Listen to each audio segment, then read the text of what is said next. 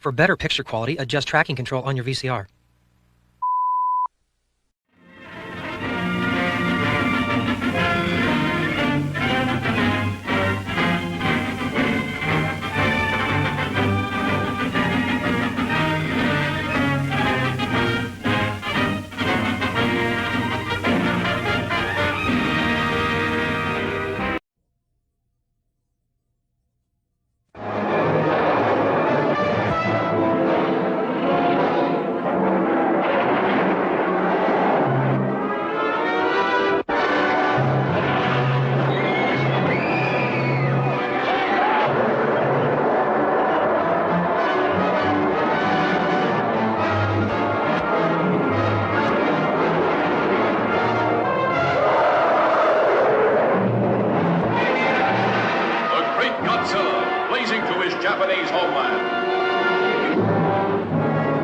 Captain, water in the conning tower. Godzilla!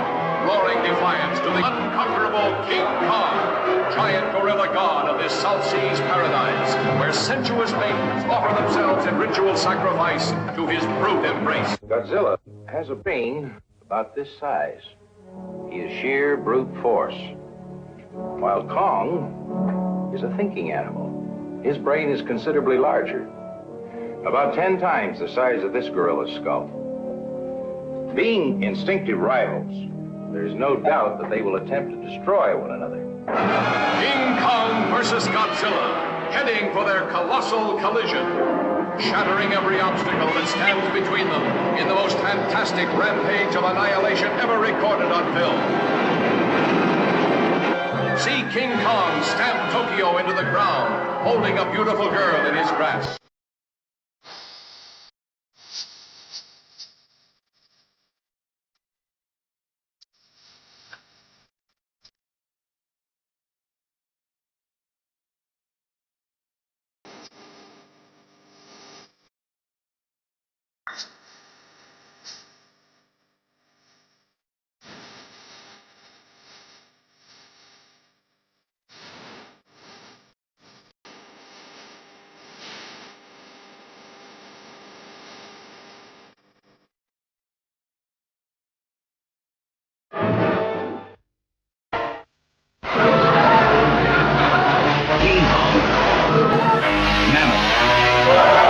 Behemoth, Goliath,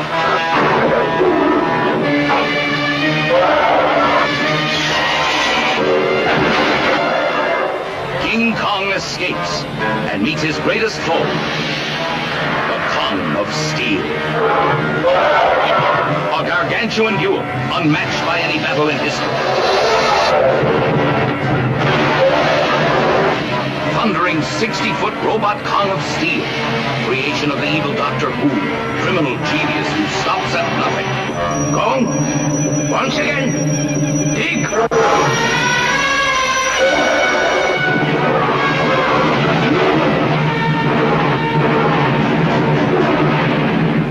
King Kong shakes the earth. King Kong fights for life against the copter squadron. Thrills as King Kong battles the serpent of Mondo Island. Not this Kong! Hits himself against the nation's armament. And plunges a beautiful girl into a world of terror. King Kong in a duel to the death.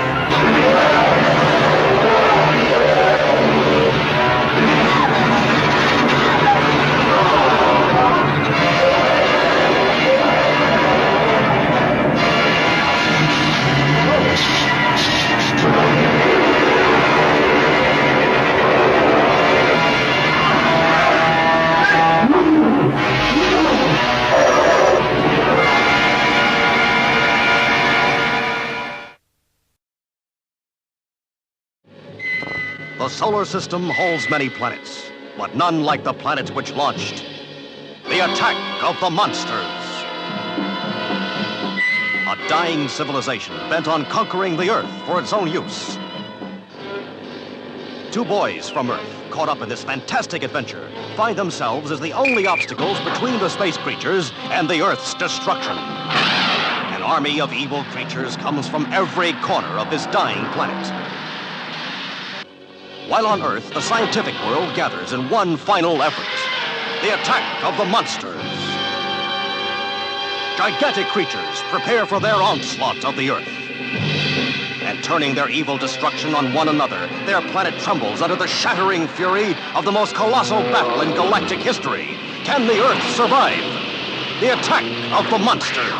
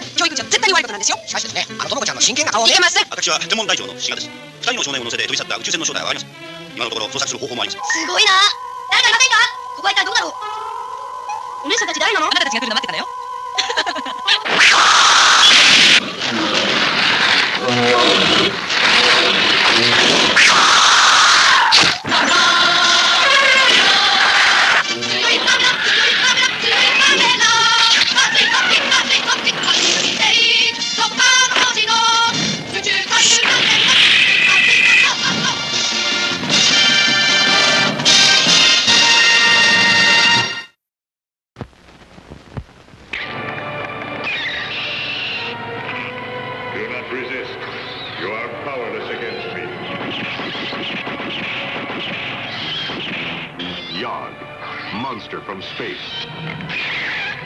An irresistible, terrorizing monster.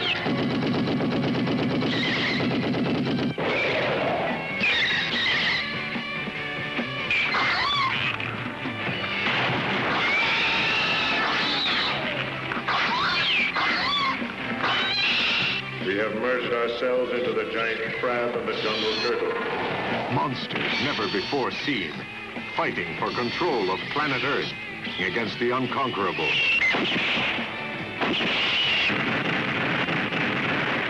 Yog, Monster from Space, rated G.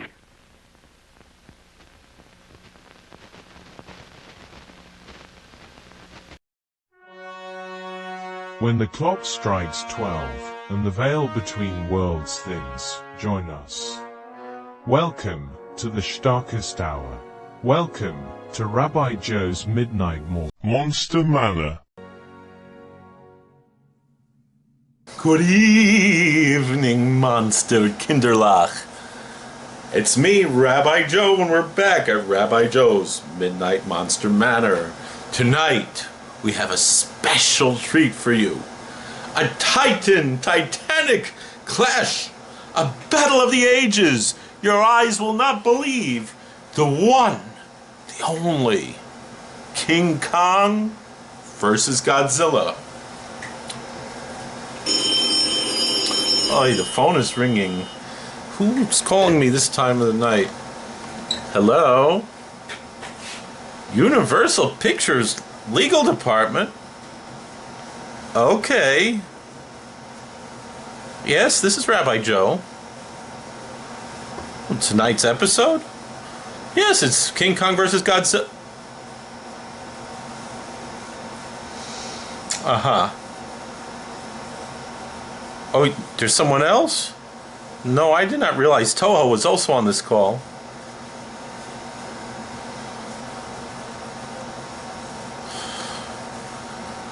Sorry, is there someone else there too? RKO? Radio Pictures? The one that hasn't existed since 1957? That's almost 70 years. No, I'm not disputing that you're still a legal entity. Okay, fine. All three of you are on the call. I got it. All right, so gentlemen, and I suppose gentle ghost. Well, what would you suggest I show instead?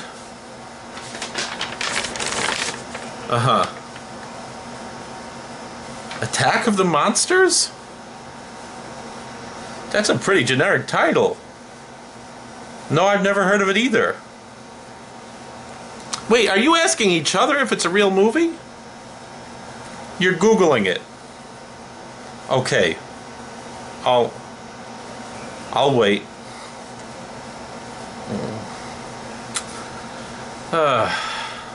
And it's real. 1969. Also called Gamera versus Guiron in Japan. Yeah, Gesundheit. No, that was a joke. I know Guiron isn't a sneeze. I just... Right. Okay. Public domain. You're sure? Fairly certain?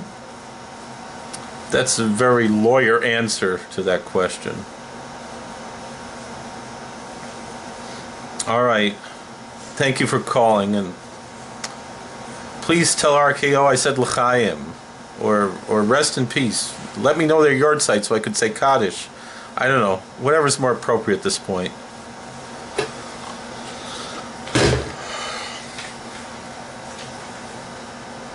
So, 3 law firms. One of them deceased. And they weren't sure that the movie they were telling me to show was real. But apparently it is. Alright, let's go to our movie pile here. Alright, got some DVDs here. Alright, yeah. Alright. This is it. I guess we'll find out together. Welcome to Rabbi Joe's Midnight Monster Manor. Boy, Ribbon Shell! Alarm! What is this thing? Master of the world, protect your people. I am here, creature. You see me. Just one little piece of trivia that I forgot to add. When this movie was released in Italy, it was actually advertised as King Kong vs. Godzilla, even though neither King Kong nor Godzilla appear in Gamera vs. Guiron. The more you know. Where are we? This is a jungle. You're holding me like a child, and those are dinosaurs. Easy, big fellow. Let's not upset the lizard with the teeth. Look at this world. It's beyond anything. Rabbi Joe's Midnight Monster Manor is brought to you by Shaw Biz Pizza, where a yid can be a yid. Help! A bat made me fall and I can't get up! Sending signal. Bat en route. Hey, here he comes! Whoa! I'm going up! Fast, friendly lift service. I wanted to get up, but not that Bat Alert high! bracelet, because sometimes you... You can buy the Bat Alert bracelet at such fine stores as Caldor, Gimbals, or 6-7. Or order direct. Just send a check or money order and a self-addressed stamped envelope to Bat Alert, Department 38, P.O. Box 9. You know, folks, every monster movie asks the same important question. What if something wanted to eat us? Vampires want our blood. Werewolves want our flesh. Zombies want, well, whatever's left over after the first 2 are finished. And tonight's feature, Attack of the Monsters, better known to fans as Gamera vs. Guiron, introduces some of the politest brain eaters you'll ever meet. The aliens from Planet Terra don't want to conquer Earth. They just want to scoop out our brains and use them for lunch. And which is exactly why I never answer telemarketer calls. You never know who's collecting data. Now, before we get to that feature, we're showing a rather unusual little short from 1933 called Kid in Africa, starring Shirley Temple and Daniel Boone Jr. Here, little Shirley Temple, at 4 years old, plays the daughter of missionaries trying to bring civilization to a tribe of cannibals. Now, wait a second. Now, Shirley Temple, if she's a missionary, shouldn't she be Shirley Church? No? Well, I thought it was worth a collection plate. Imagine if they sent little Shirley to Planet Terra. Instead of Gamera showing up, tiny Shirley walks off the spaceship carrying a Bible, a hymnal, and enough optimism to power a small city. The aliens say, "We've come to harvest human brains," and Shirley smiles and says, "Now that's not very neighborly." 5 minutes later, they're all singing in 4-part harmony. The giant knife, Guiron, becomes a butter knife. The brain machine becomes a soup kitchen. And instead of eating people, they're holding bake sales. Although if they're still serving brains, technically that's a fundraiser. Of course, missionaries have always believed that no one is beyond redemption. In Judaism, we have somewhat a different approach. When someone threatens to eat your brain, our first suggestion is generally, perhaps don't visit that neighborhood again. It's amazing how often that works. Still, you have to admire Shirley's courage. She's a little girl walking to a village of cannibals with complete confidence. Meanwhile, I get nervous walking to a synagogue board meeting. Those people don't eat your brain, they just spend 3 hours picking it apart.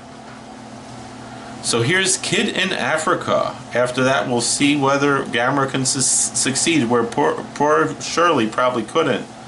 Convincing a planet full of brain-hungry aliens that there are better things in the menu than humanity to serve man. Personally, I'd recommend Kugel. Nobody ever invaded Earth for Kugel. Oh, wait a second. Country Yossi did have that song about the three-eyed, four-armed flying Luxon Kugel eater. Well, if they tasted my Rebbetzins Kugel, well, I'd start building a space defense system. All right, let's turn this on. Uh-oh. Either the movie's starting, or someone's just found out we're serving brisket. Stay tuned. All right, roll it, Igor.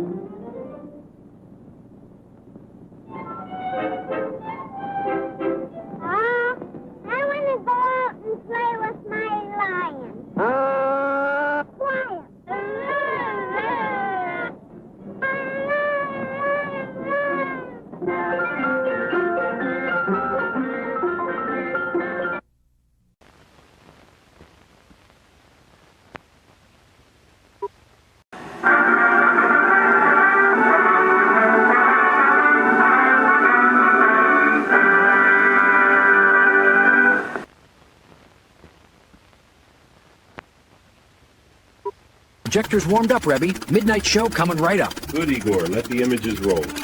Focusing. There we go. Crisp as a matzah cracker. Rabbi Joe sure knows how to set a Enjoy, movie. Rebbe. There are 100 billion fixed stars in galactic space. There are also 3 billion nebulae in macrocosm, and each one is as big as galactic space. Old stars explode and scatter as gas, and new stars are formed from the gas. What secrets are hidden in these countless stars? A star is in trouble.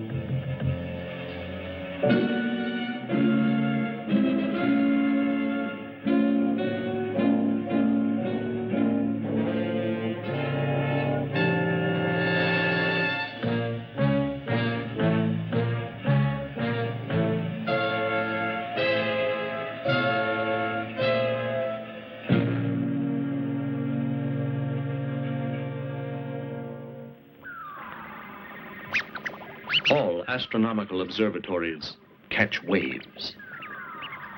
Irregular waves that might have been sent from outer space.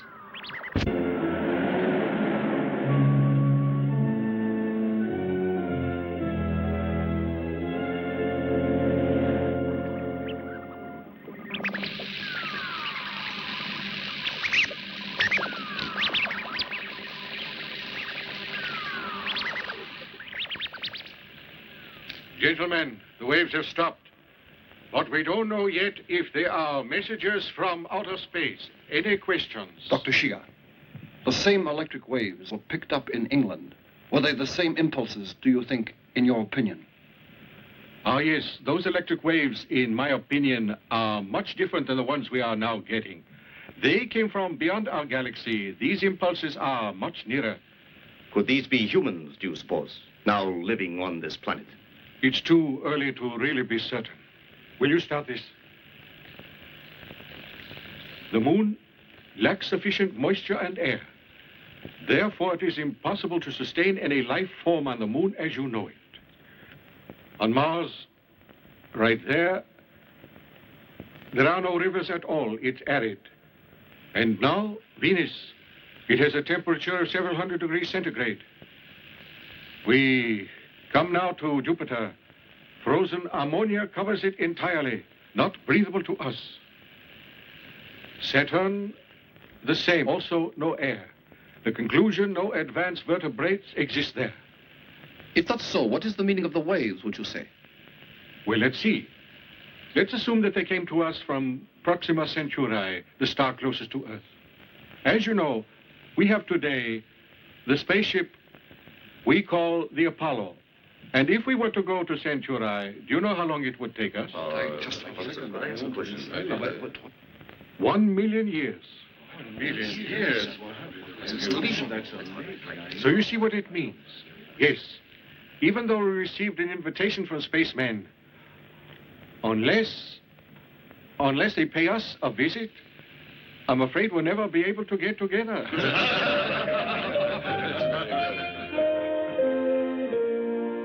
Are there men in space, truly? Sure there are. Otherwise, those waves from space wouldn't have come. Tom, come here quick. I see something funny. Yeah? Yeah? Look. What is it?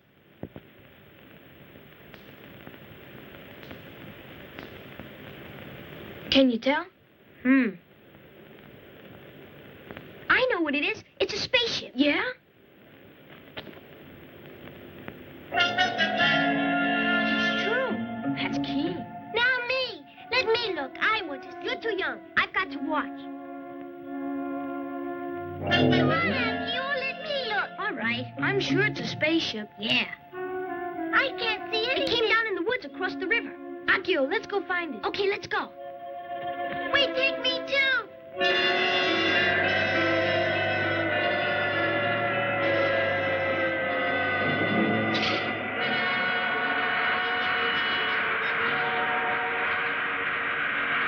I bet it's in the vacant lot where we play.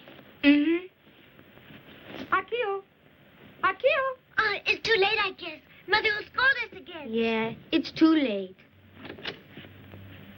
Well, I thought you'd all be studying. I suppose that you've been stargazing. Yes, but honestly, we saw a spaceship. But you must have imagined it. It isn't good for children to stay up late. Your mother wouldn't approve either. You must admit it, Tom. But you see, the reason we watch the stars every night is that... Of course I know the reason. You want to discover new stars, isn't that it? Akio wants to name a star after him, and you, Tom, want a star named after you. That's not the only reason. See what it says? Signals coming from out of the stars constantly. So if we're receiving signals systematically, it could mean there are space creatures. We're trying to discover the star that's sending the signal. So that's the reason we all stay up. It could be they are quite intelligent. Just think, no more wars on their planet, and no more traffic accidents. Just some more of your imagination. There is no such star. Now behave or I'll take away your telescope. Gee, grown-ups spoil a dream.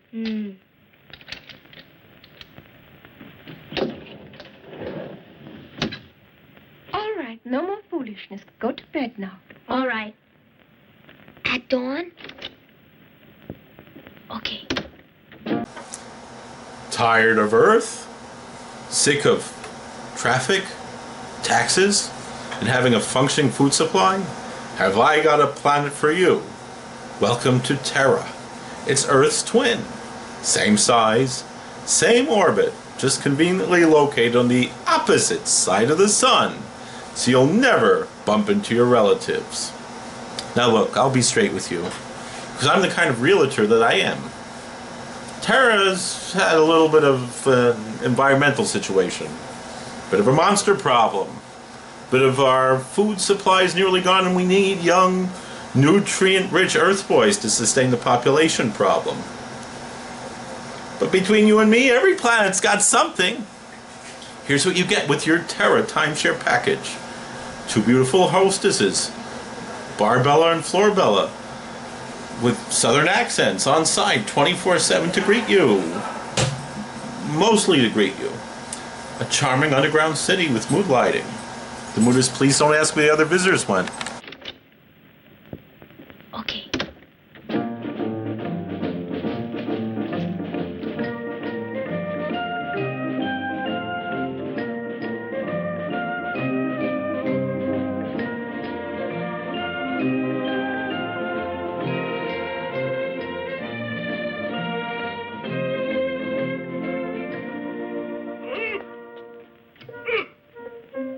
Stop!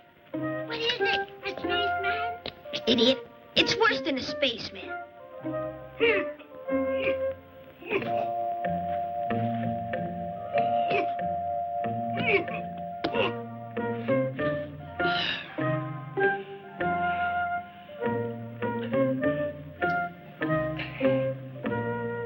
I'll attend to it.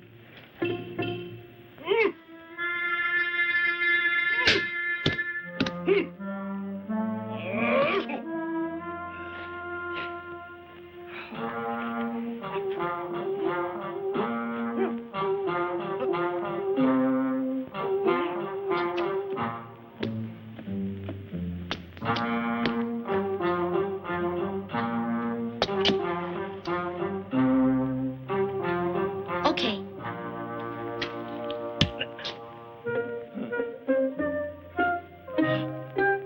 Oh, well, so they're in this, huh?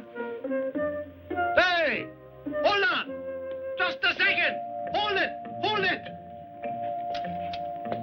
What's this? A dart. You come back too.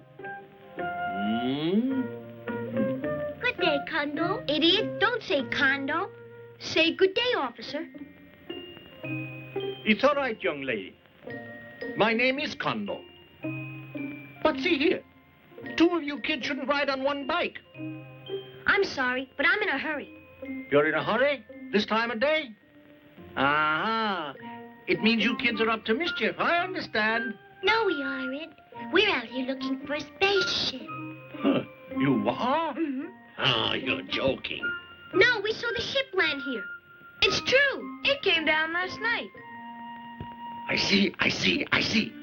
Yes, but if you're naughty, you know what I'm going to do with you 2 mischief makers?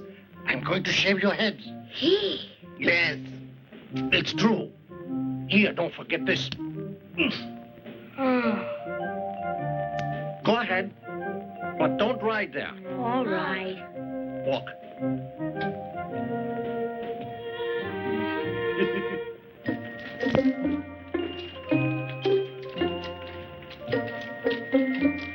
I think it's beyond this hill. Let's climb from here.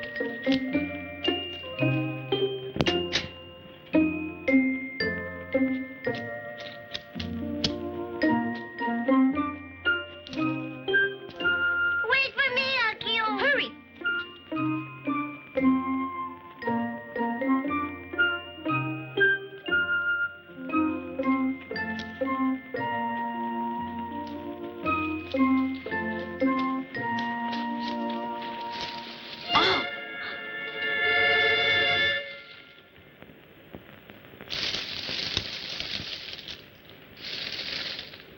It's basement.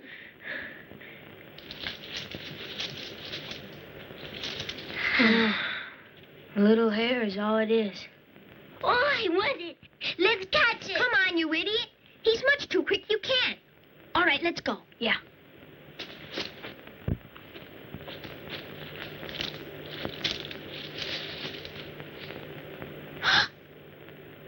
Akio!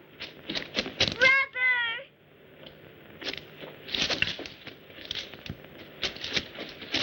What is it?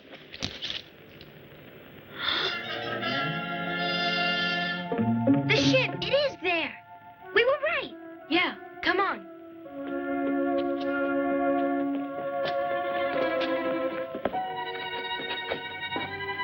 It's great. Aren't there spacemen on it? There could be inside. Akio, let's go in. Sure. No, I'm scared. I don't want to go in. Scaredy cat. The spacemen won't hurt you. If they flew here, they're civilized. You're dumb.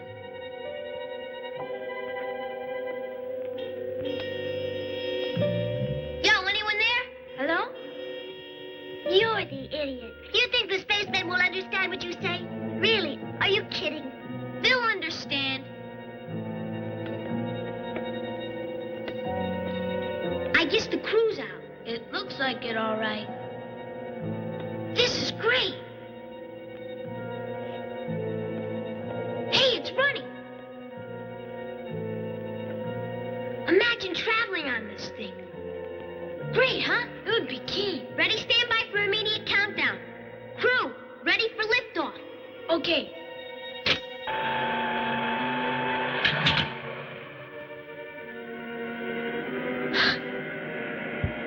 Ready for countdown. Countdown beginning. 10, 9, 8, 7, 6, 5, 4, 3, 2, 1, 0. Akio! Brother! Akio!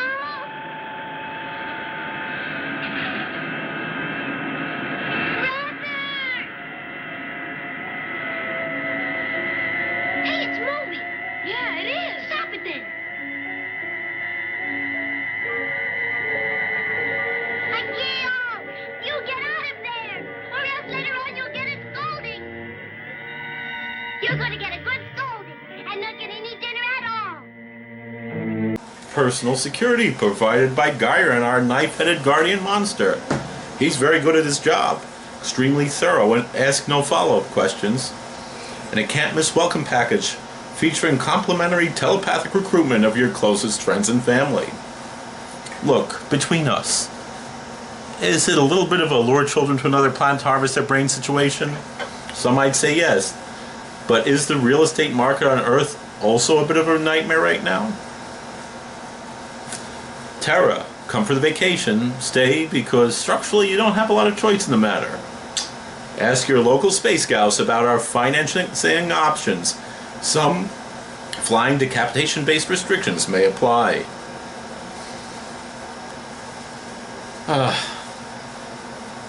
I wanted on the record that I did not write the brain harvesting into the script. Sandy Frank did that. I'm just the messenger. No, let's get back to the movie. Stop it! Can it be controlled? It won't stop now, I guess, until the fuel runs out. You operated the controls, though, didn't you? Of course I did. But don't forget, you ordered me to.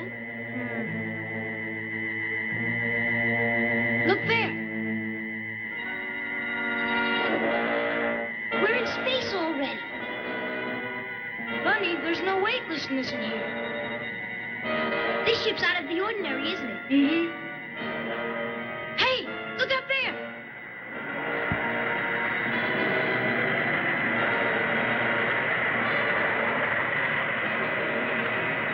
Oh, they're on our course. A meteor! We'll be hit! It's terrible. It's heading right for us. Change our course. Tom, I can't. The controls aren't right. We're gonna be hit then. It's Gamera!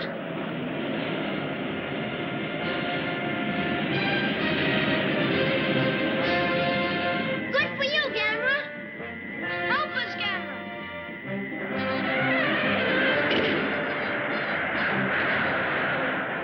Nice going!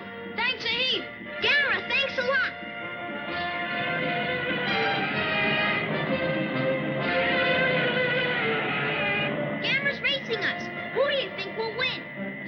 there now. We're in good hands. Yeah, Gamera's always been the children's friend. Mm-hmm. He's really speeding up. Mach 3, I think.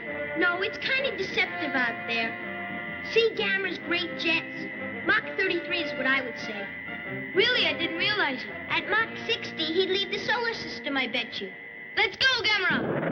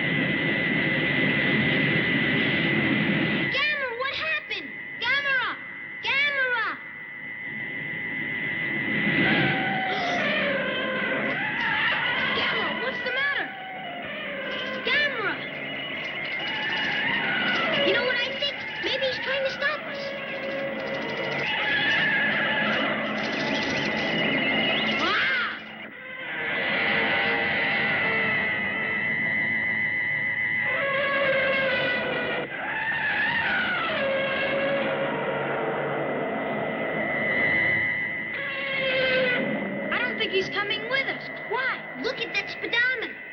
The lights are going faster. Then our speed's increasing, isn't it? It's remote control.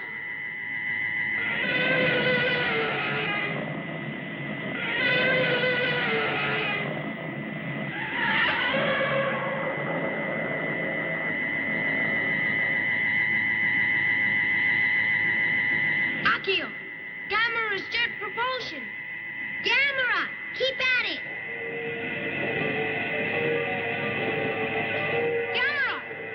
What do we do? I don't know, because the ship's going faster every second. Gamera! Gamera! Can't you hear us?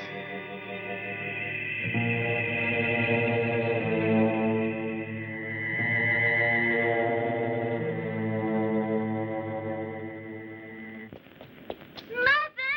Oh, Mother! My, such a loud voice. And where were you, young lady?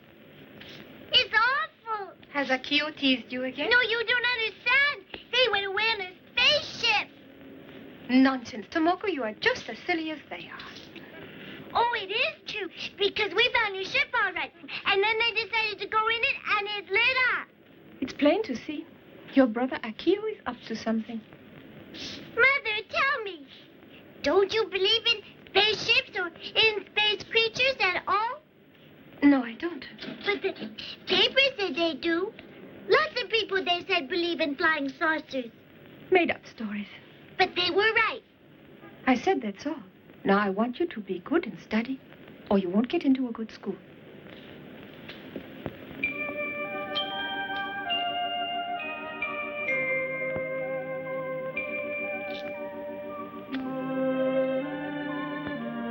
I'm in trouble. How can I make her understand?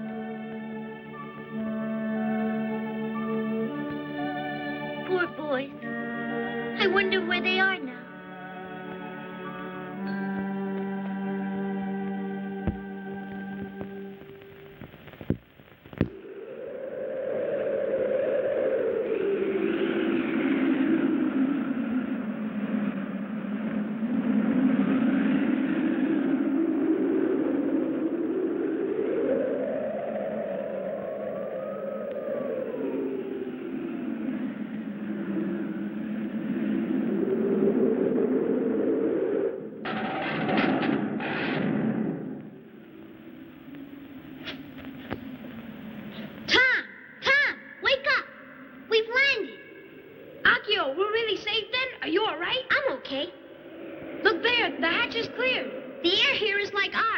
So we don't need any spacesuits. Are we back on Earth, do you think? Maybe. Let's go out and look.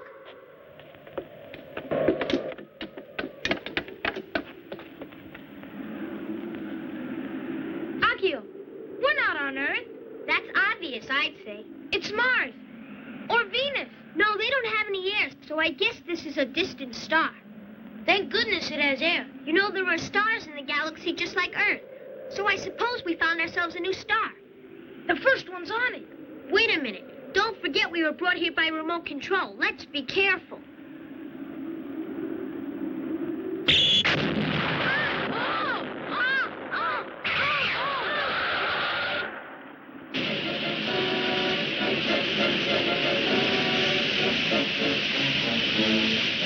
It was Gaius. Well, the monster looks like Gaius. Still, he's a different color. An outer galaxy Gaius.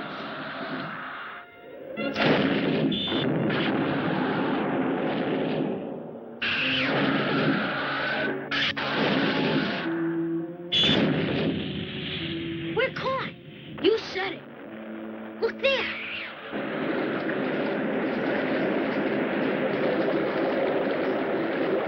Hey, the water's running backwards. You see that?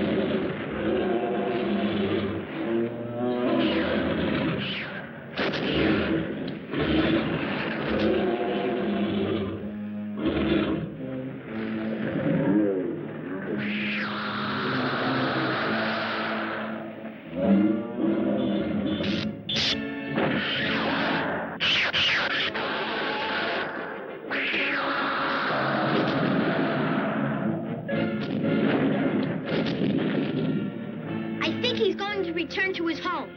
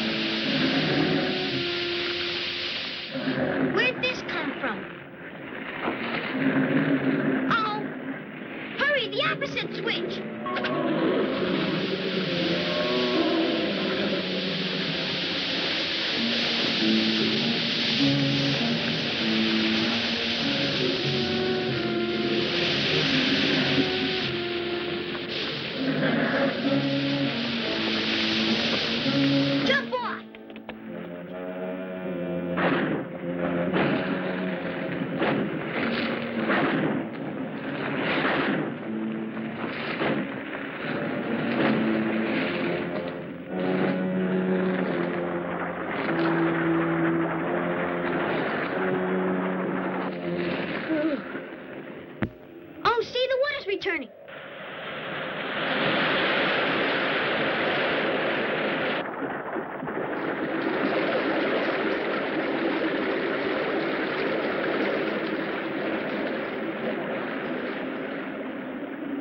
What's going on? I don't know, but from what I've seen, I'll bet we're on a highly civilized star. Moving instantly, that's great. Yes, what do you say we investigate some more? Yeah, let's.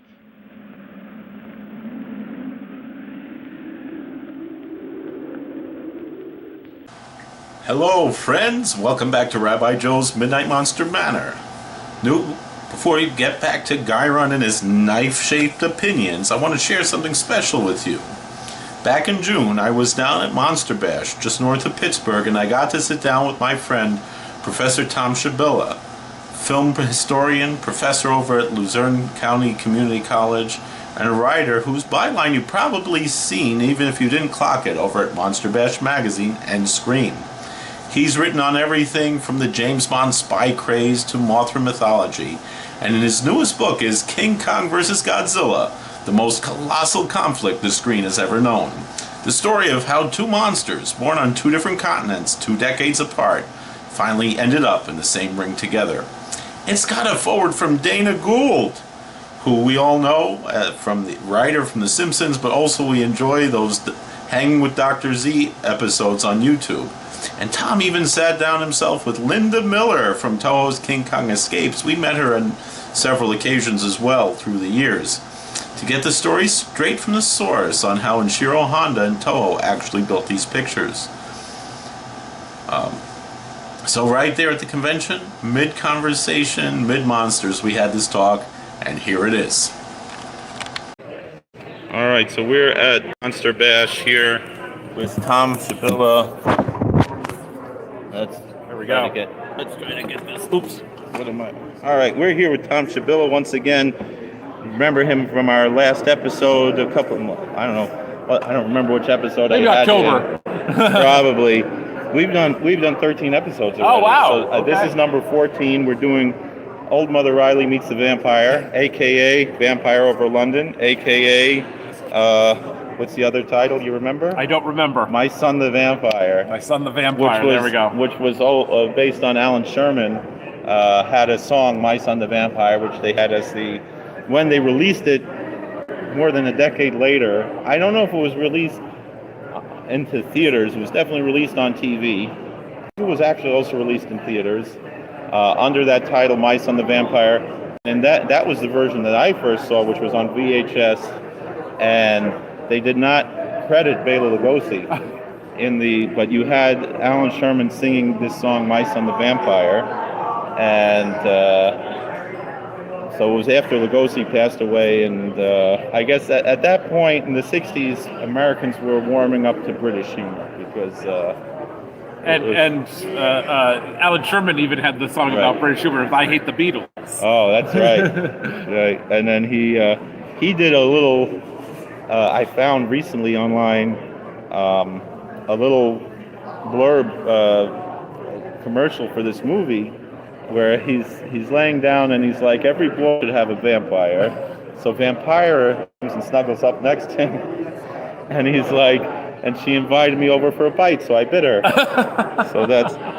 So Tom, he's our good friend. He's a college professor and an author, and he's written several books. And now, last time we spoke about the James Bond book, and here's the latest book.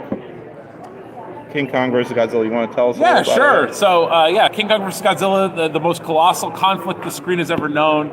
It's a book about and a tribute to the 1962 film King Kong vs. Godzilla. So the book has a little bit about Kong, a little bit about Godzilla, the history of those monsters. We talk about the subsequent history in between, how a number of films knocking off Kong, knocking off Godzilla were made, and then it came time for these two monsters to meet, and also talk about the ballyhoo and the exploitation and the missed sequel opportunities that this film had. So it was really a work of love, and it's, as I always say, it's two monsters made by two different studios, made decades apart on two different continents. Their meeting was inevitable. So that's what the book is about, and it's out now. Oh, wonderful. Where could we get the book? Anywhere books are sold, and anywhere online, anywhere books are sold. It is everywhere. We're always excited when we're in Barnes and Noble, like, Tom's book is here. You know? That is a big. When I was in Santa Monica, I went to the bookstore and I was like, I wonder if they have my book. Wow, they do. And I'm like, I can sign it. You know, our closing theme song on the show is every year, because Tom Lehrer's music is in the public domain. Oh, okay. I'm spending Hanukkah in Santa Monica. That was his only Jewish song. So every episode we close out. I've never been to Santa Monica, but I know Tom Lehrer. He sang about Santa Monica. I know, when I was a kid, I was always looking for this movie. Right. Because you always saw cartoons making references to the idea of King Kong and Godzilla. I'm trying to think there was a comic strip, I think Mother Goose and Grimm, and they would always have little things of, usually it was a Godzilla type monster attacking, and quite often they'd be fighting, would be King Kong and Godzilla. And I was aware from the Thornhouse Press books of this movie, and of course of the lie that was perpetrated in that. You want to talk about that? Sure. Yeah, the two-ending, I guess, lie or mistake. I don't know. I actually came from Spaceman magazine. Forey Ackerman was probably the originator of it. Said that he was on the set in Japan. Yes, in Spaceman magazine, which. I don't know, and said that there would be two endings, and that lie kind of perpetrated into Famous Monsters magazine and into the Crestwood House books. Ian Thorne, by Ian Thorne, Ian Thorne, who's a woman. Oh, I did not know that actually. Name, yeah. And so it just, and you know what? And I think even growing up, even not seeing the film or before seeing the film, you heard about this ending. If you knew nothing about this movie, that's the one thing you knew. It was something that kids talked about on the playground. Yeah. And I remember somebody saying, "Oh, there's going to be a sequel, and I hope Godzilla wins, or I hope Kong wins again." And so this movie is ingrained in culture, even if you've never seen the movie. Right. Yeah, because I guess I found it on VHS. I'm trying to think. We're about the same age. Yeah. I was probably aware of it before then, and I was probably 8 or 9 years old when I finally got it. I saw it. I think it was in the grocery store. They had a VHS copy. I still have it, and that was what I was looking for. And I was kind of disappointed by the movie.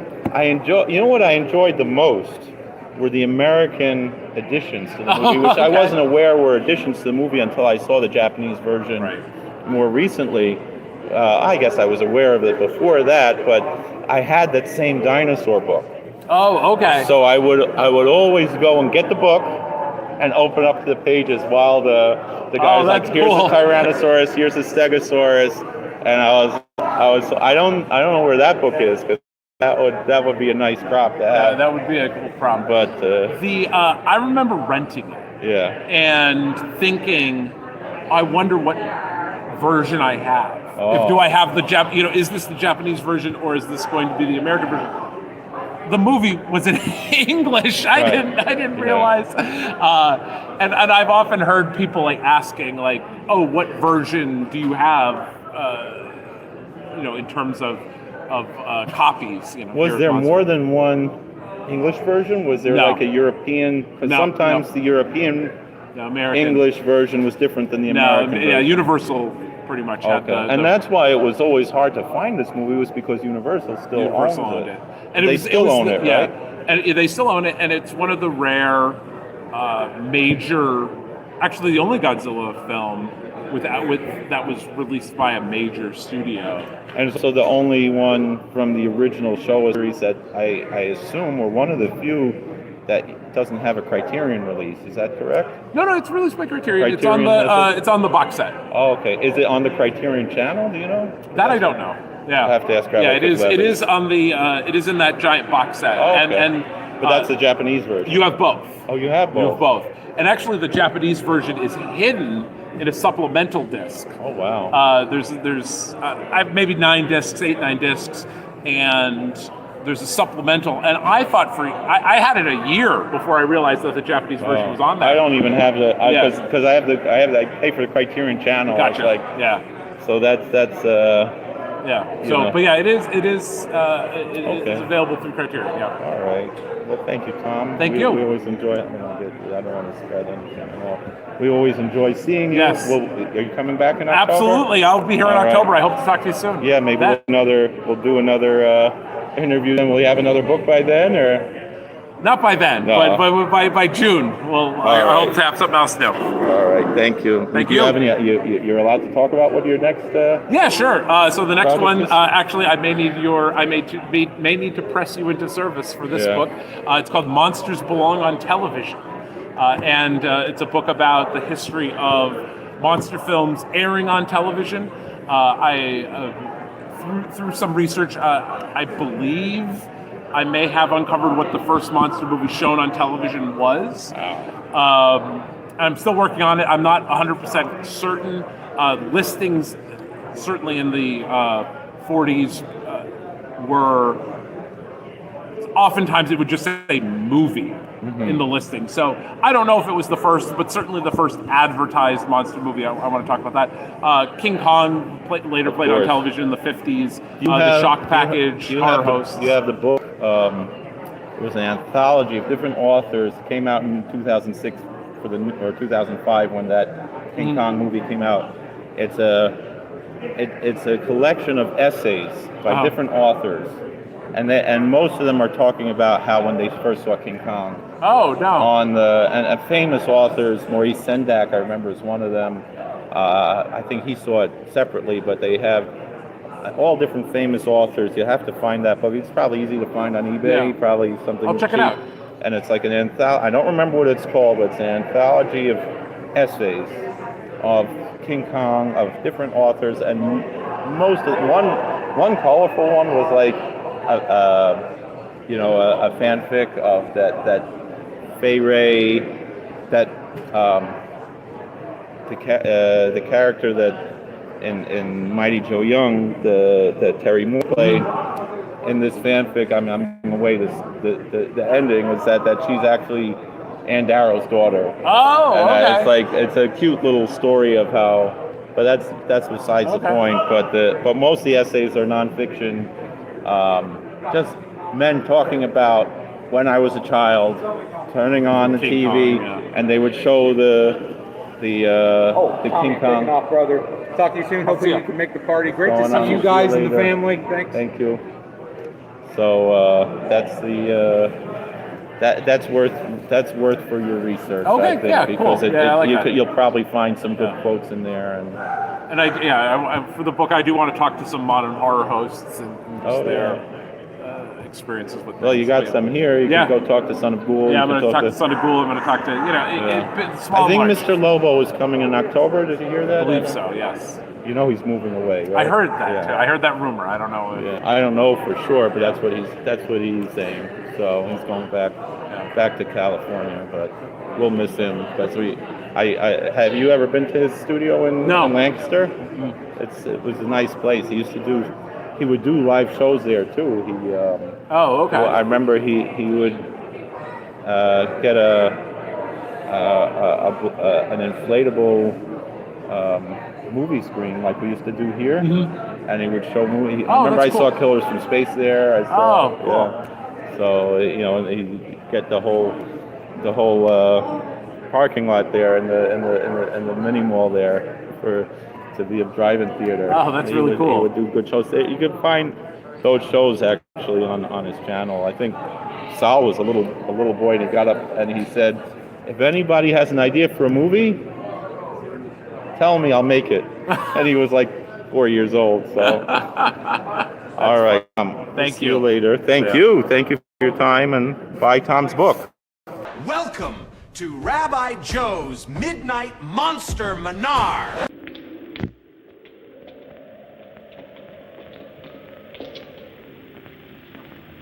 Hey, it's great.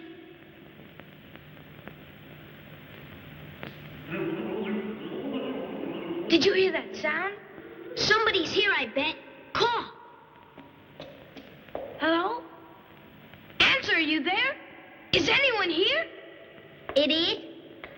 They don't understand our language. That's the reason they don't answer. Akio, what if goblins come out? Then what do we do? Don't you worry. Akio, this is scary. Jump down then. What are you afraid of? Did you see? It's a moving corridor. Oh, yeah? Let's get on. Okay.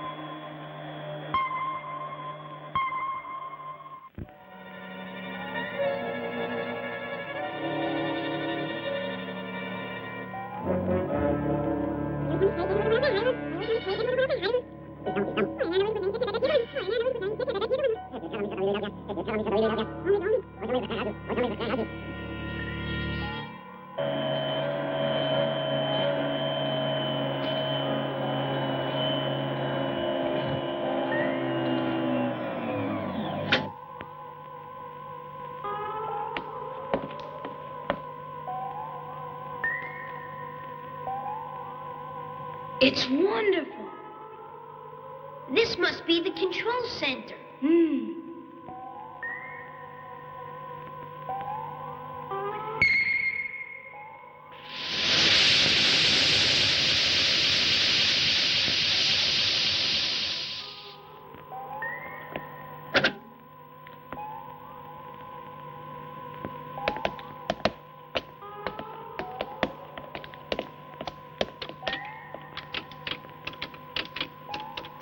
Hello? Where are we now?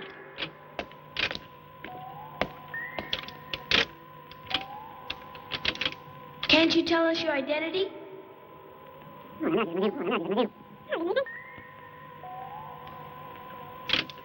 You see? I explain and understand the language.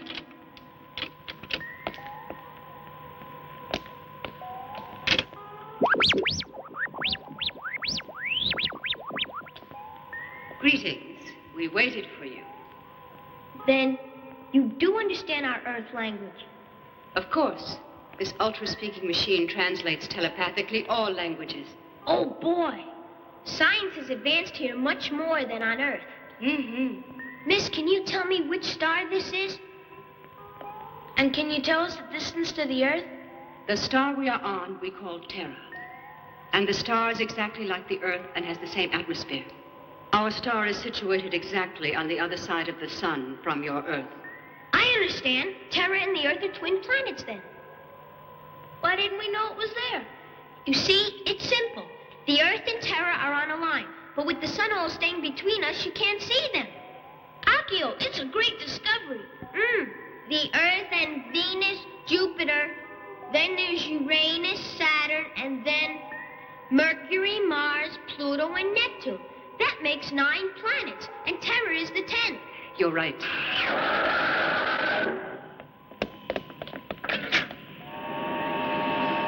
It's Gaius again. Barbella, it's a nuisance. Open the pit. Yes. Young lady, excuse me. Barbarella's your name? Yes, its translation is sweet as a little bird.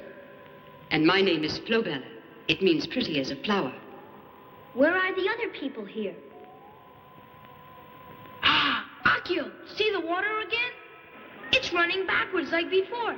It's against the law of gravity. We control the laws of nature here through our science. Oh. You're quite superior. Because I looked in my telescope every single night. You see, I was searching for a planet like this. I knew somewhere there should be a star, highly intelligent, that had no wars or accidents. It's that monster again. This is our watchdog. He's called Guiron. And we can control his actions. Don't worry. Gaius is running. I don't understand. Why do you have such monsters anyway? You're so advanced and all. You are right. Ours was truly an advanced society. We got to the point where we could control the laws of nature by advanced electronics. But then, a mixed-up computer brought calamity. We found to our regret that it made uncontrollable monsters as well. Gee. We attempted to send out some signals, thinking someone would hear us. There was no answer, though. Oh, gosh. You see, those were the waves reported by our Dr. Shiga. You see, those who were still alive got on a big spaceship, hoping to find another star, but it fell. Now just the 2 of us are left alone. Then we heard a call. Someone was on a small ship we sent out to probe the area. And that's how you 2 were brought here. I see. We've since been confined to the base here. We can't go out. Observe out there. It's getting colder and colder. completely bound in by glaciers in just 5 hours.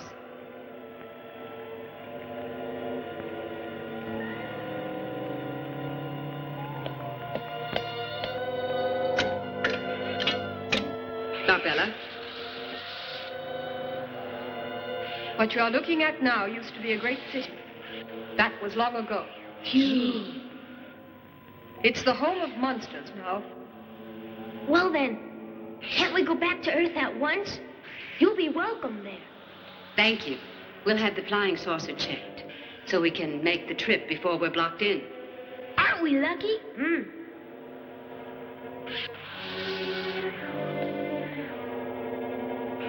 Gee, if Gamera were only here now. Don't worry. I'm sure Gamera's looking for us. Gamera?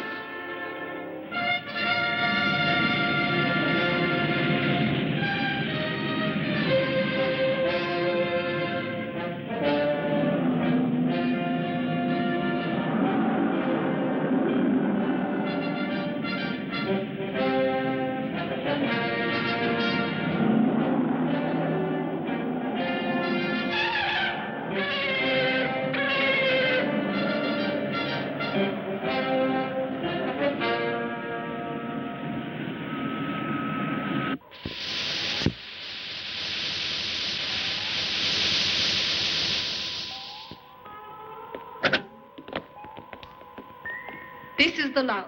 It's just above the control center. Now, you rest here until we can repair the ship. Thanks.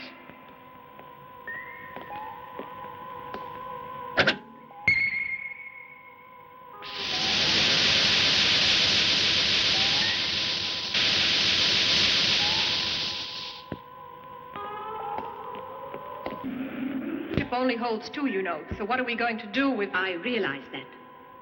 There's time to make adjustments. I'll run tests.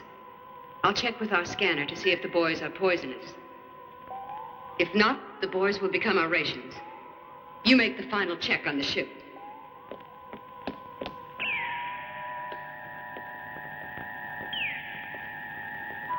I'm hungry. You think we're really gonna go home? Don't worry. The girls said we'd go home just as soon as the spaceship is repaired. Yeah, and just think how excited they'll get on Earth. How groovy the girls are. They'll be a big hit down there. Right, Akio?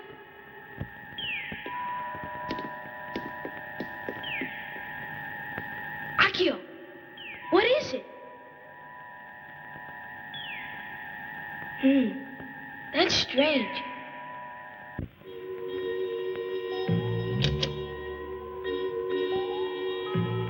Now, boy, listen. You are to answer all questions that are asked you. Yes. Pay attention. Let your mind imagine what it would most like now. Think. Try to concentrate. Are you thinking? What's the matter? Go on, complete the thought. I see, right away.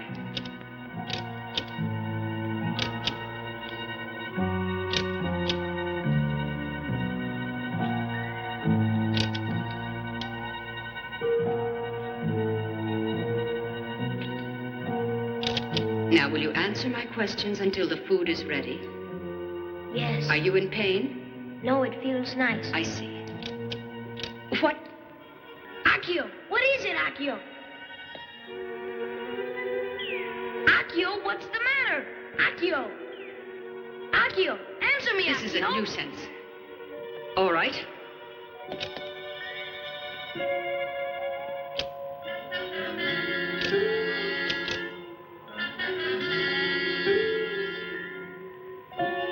Now concentrate again. You know Gaios. Are there many monsters on Earth? Not now. Gamera got them all. Gamera? Is that a creature? This creature's looking for you, you said? Think. Remember it. Try. Gamera's the friend of children. The friend of children? Yes. He appears when we need him. He saved a child in Hokkaido once.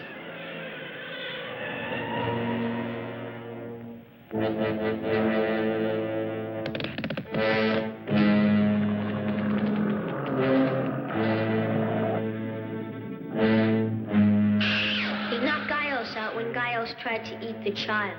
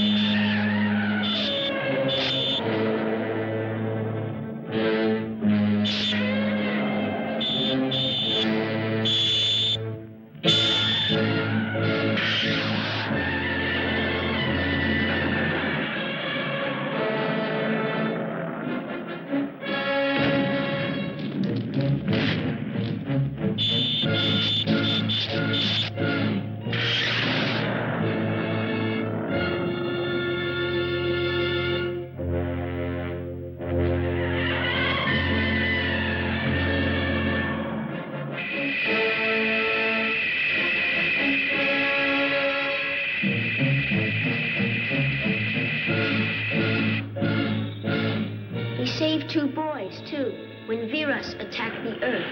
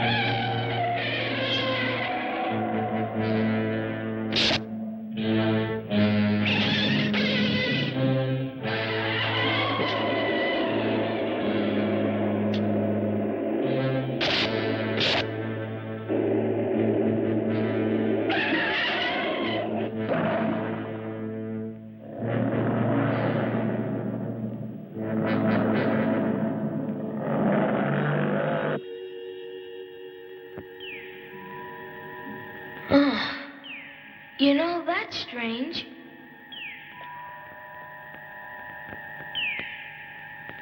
I'm sure I remember you stopped moving. I had a feeling I ate a lot of Mother's donuts. Your mother sure makes donuts real great. I'm starving, just the thought of it. I'm not hungry, just thirsty.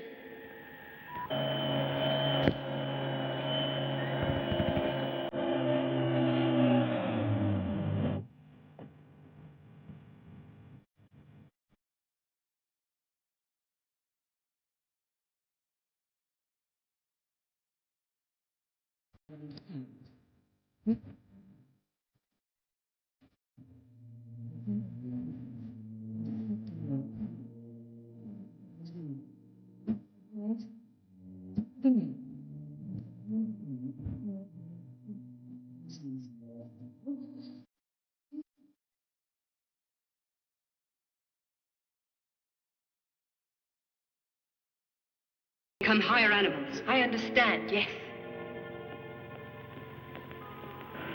Since the dawn of time, humanity has asked questions science cannot answer.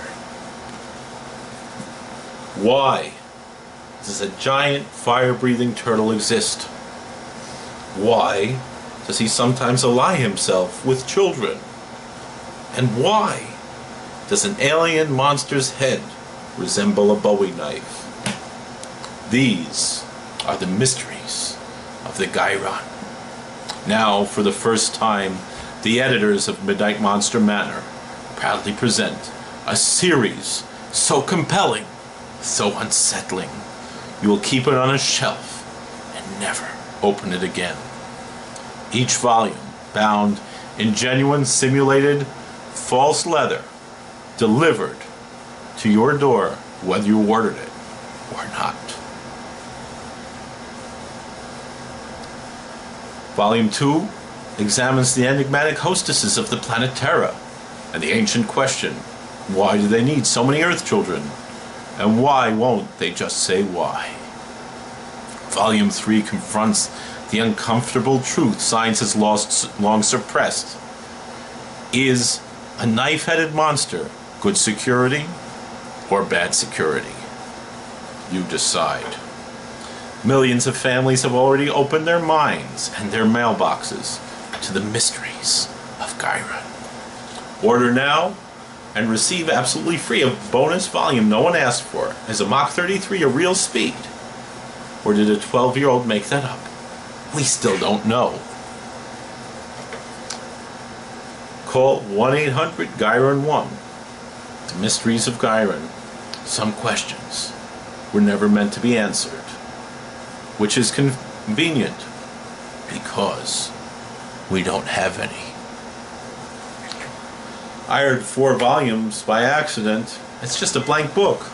And they're still charging it for me monthly. I better try to call them.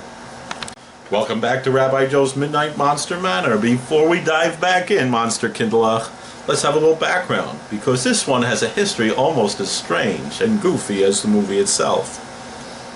Gamera vs. Guiron was directed by Noriaki Uasa, who directed practically every one of the original Gamera pictures.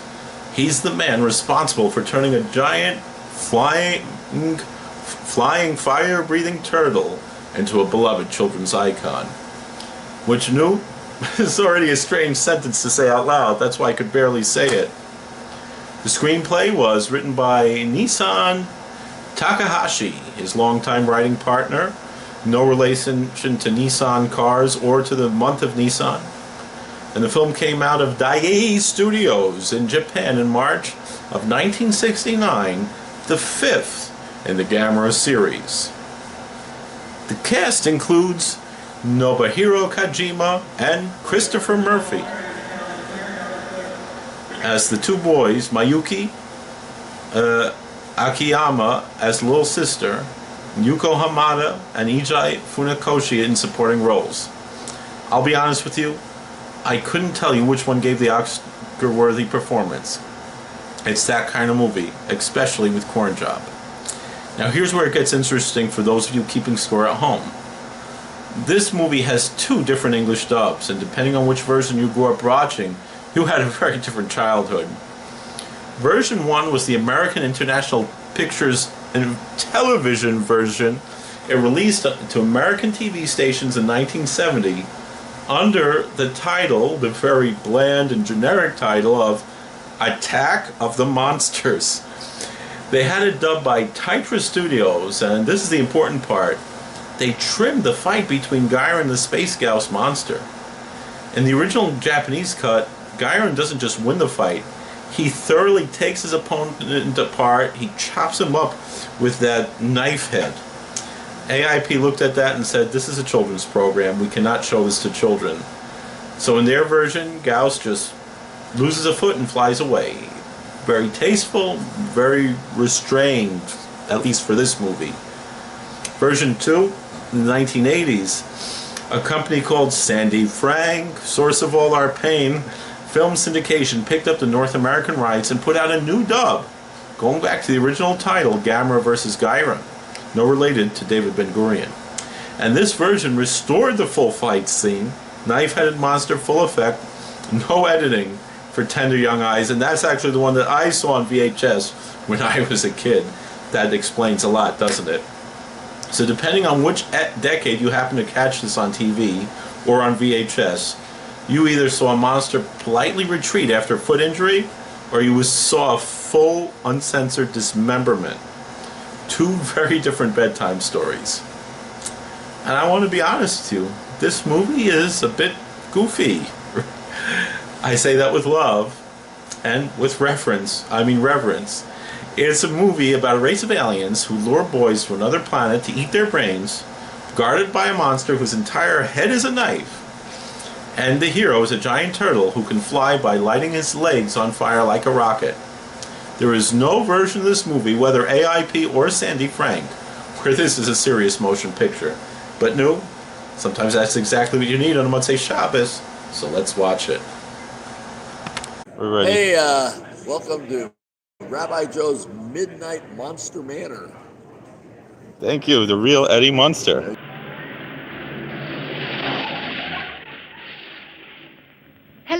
dear. I just came for my son. Elsa, how nice. Thank you for keeping Tom. No trouble at all. However, Tom and Akio are still not back. I don't understand it at all. Oh? Where did they go? I wonder if Tomoko knows where they went. Elsa, there's no use asking my daughter anything. I'm sure the boys have told her not to tell. She says they're lost in space. In space? Yes. Tom wants to stay with us longer. He must have run away, knowing you were coming. I'm sure he did. Well, Tom can stay with us a few days more. You're very kind. Thank you. I'm much obliged. I'll see you later. As long as you're here, can't you stay for tea? I'd like to, but I can't today. Thank you. I understand.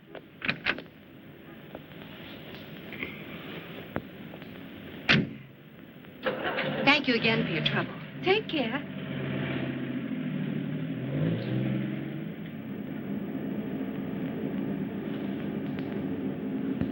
Oh, Auntie. Why, Tomoko.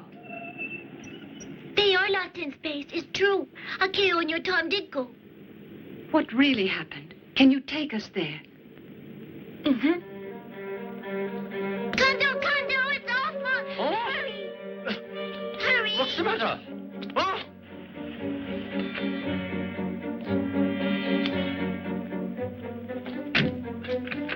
Well, they left their bikes here.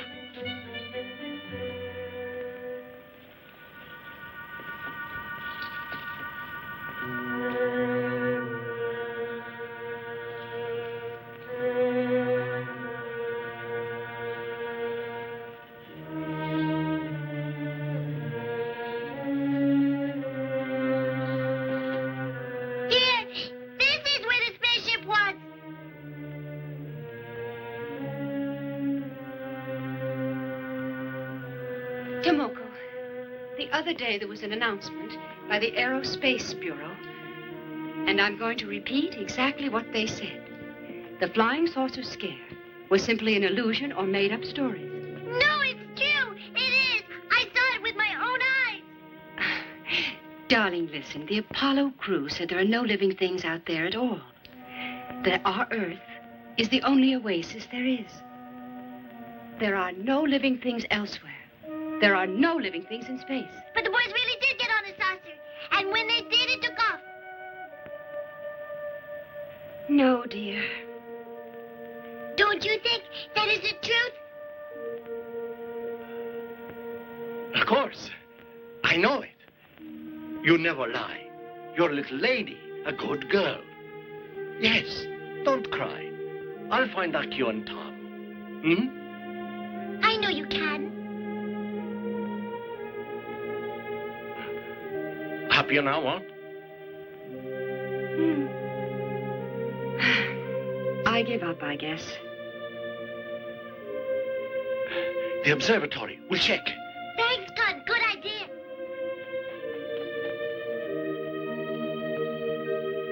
Con, surely you don't take her seriously. The observatory can't be brought into this now.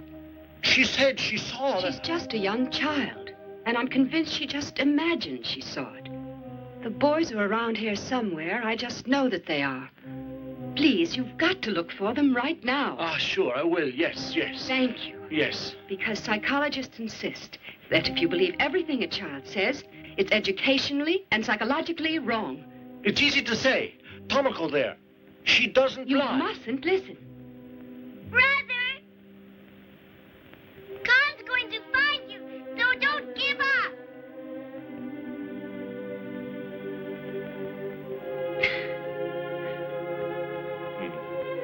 Please, dear God, look after the boys and save them.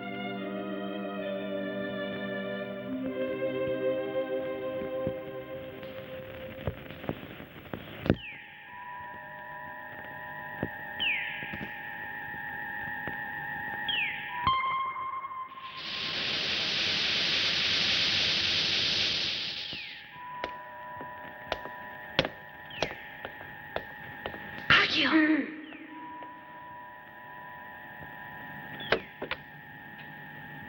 Well, isn't this appealing? Yes? You are hungry, aren't you? Oh, yes. Tom, look, our favorite donuts. sure looks great. I'll say, looks just like the ones Mother makes, doesn't it? Please eat. Eat, won't you? Thanks, Barbella. Just a minute. What is it? Be quiet. Akio, I thought I heard Gamera coming. Huh?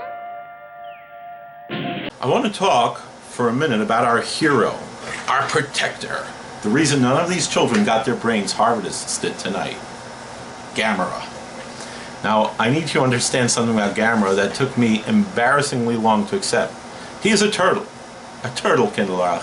Now, I have a pet tortoise at home, but somehow this turtle flies. Mine doesn't. Tortoises are turtles, by the way. Now, not flies like a metaphor. He retracts his legs, ignites them like 4 little jet engines, and spins through the air like a flaming dreidel. I've seen Superman fly. I've seen Iron Man fly. I've seen a fly fly, except not the fly. He doesn't fly for some reason. Nobody looks at those flying scenes and says, well, that doesn't seem physically possible for the character in question. The Gamera flies, and often the thought every single time is, turtles have shells for protection, not propulsion. This is not what evolution had in mind. Maybe we should have listened to Rabbi Miller and realized evolution is just a fairy tale, right? And before we get to this scene, you'll see tonight where Gamera does gymnastics, full routine on an alien planet. I don't want to spoil for you, but I will say this. Somewhere a 9-year-old boy in 1969 pitched an idea to a room full of Japanese special effects artists. And instead of anyone saying, maybe that's too far, they built the set and filmed it. And here's the part that gets me. Gamera does all of this. He flies across the galaxy, defeats a knife-headed monster, does an unsolicited floor routine, to save 2 boys he never formally met, no paperwork, no handshake, just giant turtle, sees children in danger, commits fully. You know, there's actually something almost menschlich about that. Gamera doesn't ask what's in it for him. He just shows up. And if more people acted like the giant fire turtle, the world would be in better shape. And that's not a joke, I mean that. Although I will say, if I showed up to shul and did a gymnastics routine to prove my devotion, they would ask me to leave and never come back. So different standards for turtles. I know they used to do that in Russia, but the Hungarian shuls don't let that go. So let's get back to the movie. Roll it, Igor.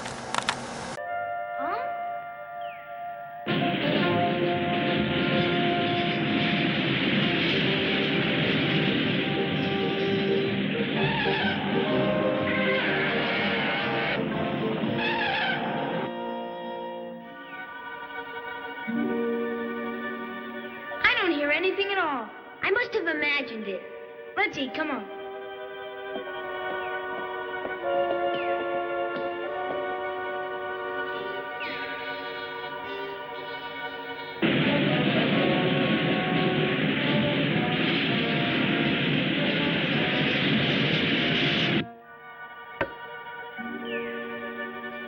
I'll give you half. Thank you.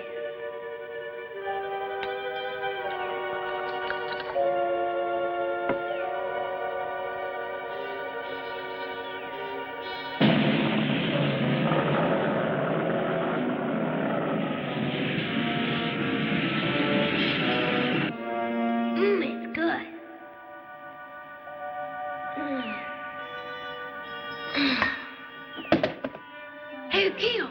Akio, what is it? What's the matter? Oh.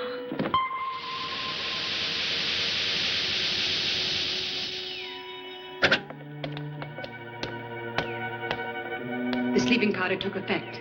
Go on, hurry. Right.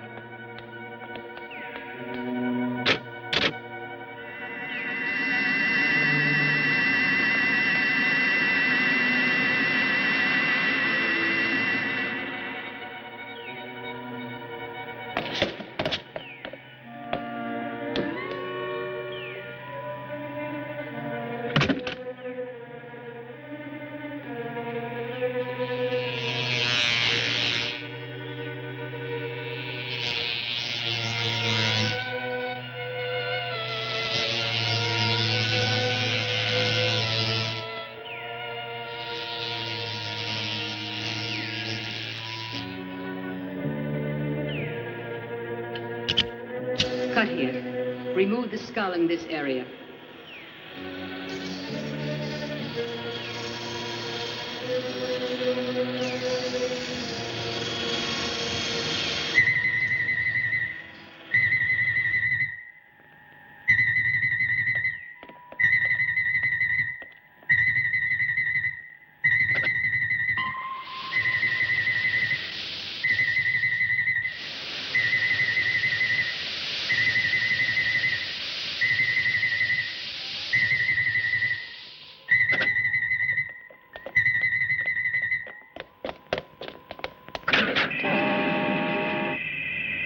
It's Gamera. Gamera is the children's friend. It's here for them, Flavella. It's bad timing. Let's take care of it. Gamera can't beat Guiron. I'll try the missile first.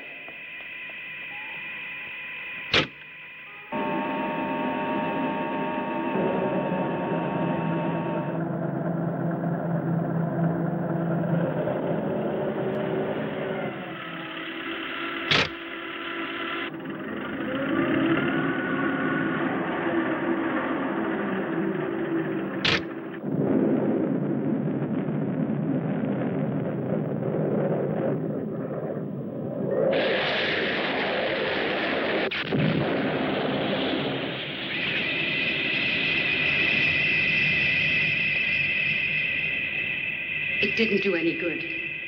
Let Guiron out. Let Guiron out.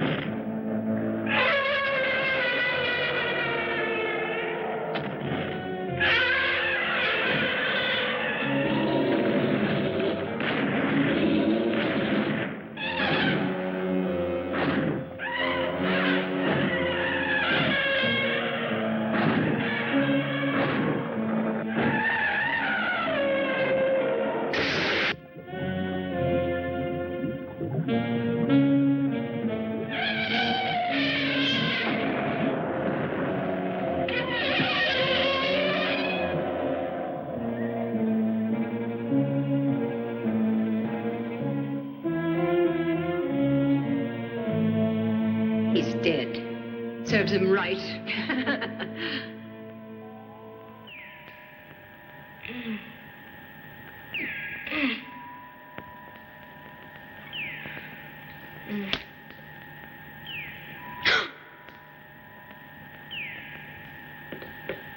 Akio! Akio! What's happened? Old lady! Old lady!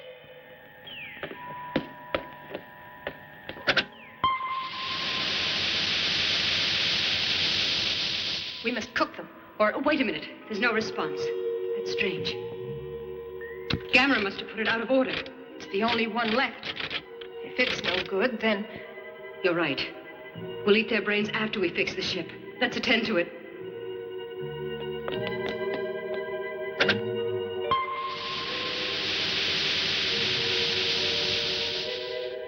It's awful. Akio! Akio! Akio!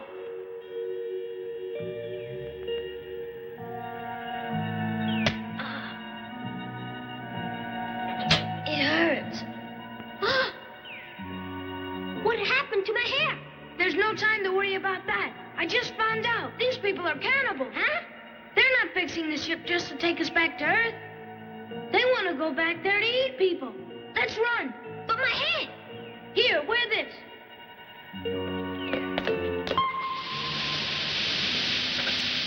Hurry! Hurry!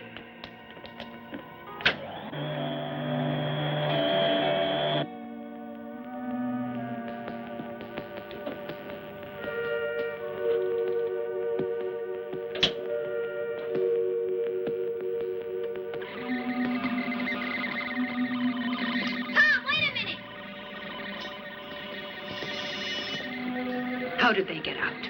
They know, I guess. And so they're attempting to run away. I'll soon stop that.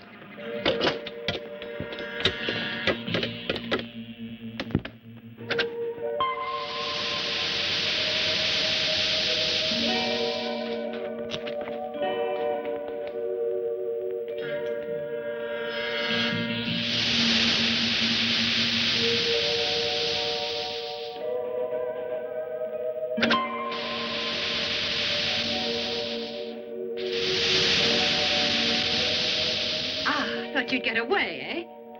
We're right back to the starting page. Run!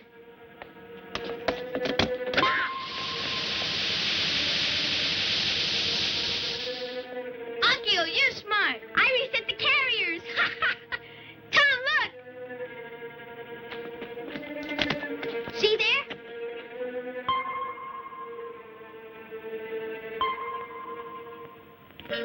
Hip hooray! The cannibals are gone. Quick! Let's go break the handle so they can't operate it. Okay.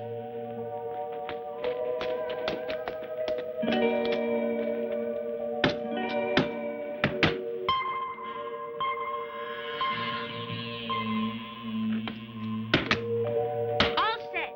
Good. Victory! They'll not return here again.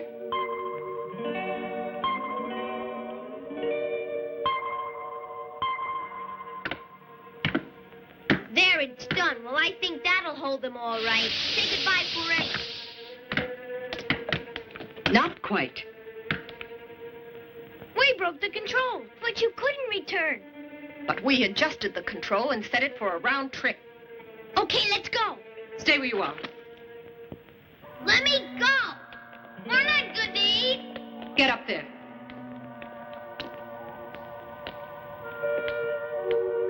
Hands above your head. Back to back.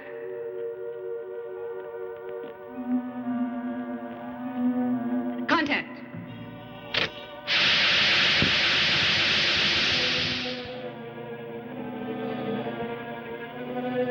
Come on.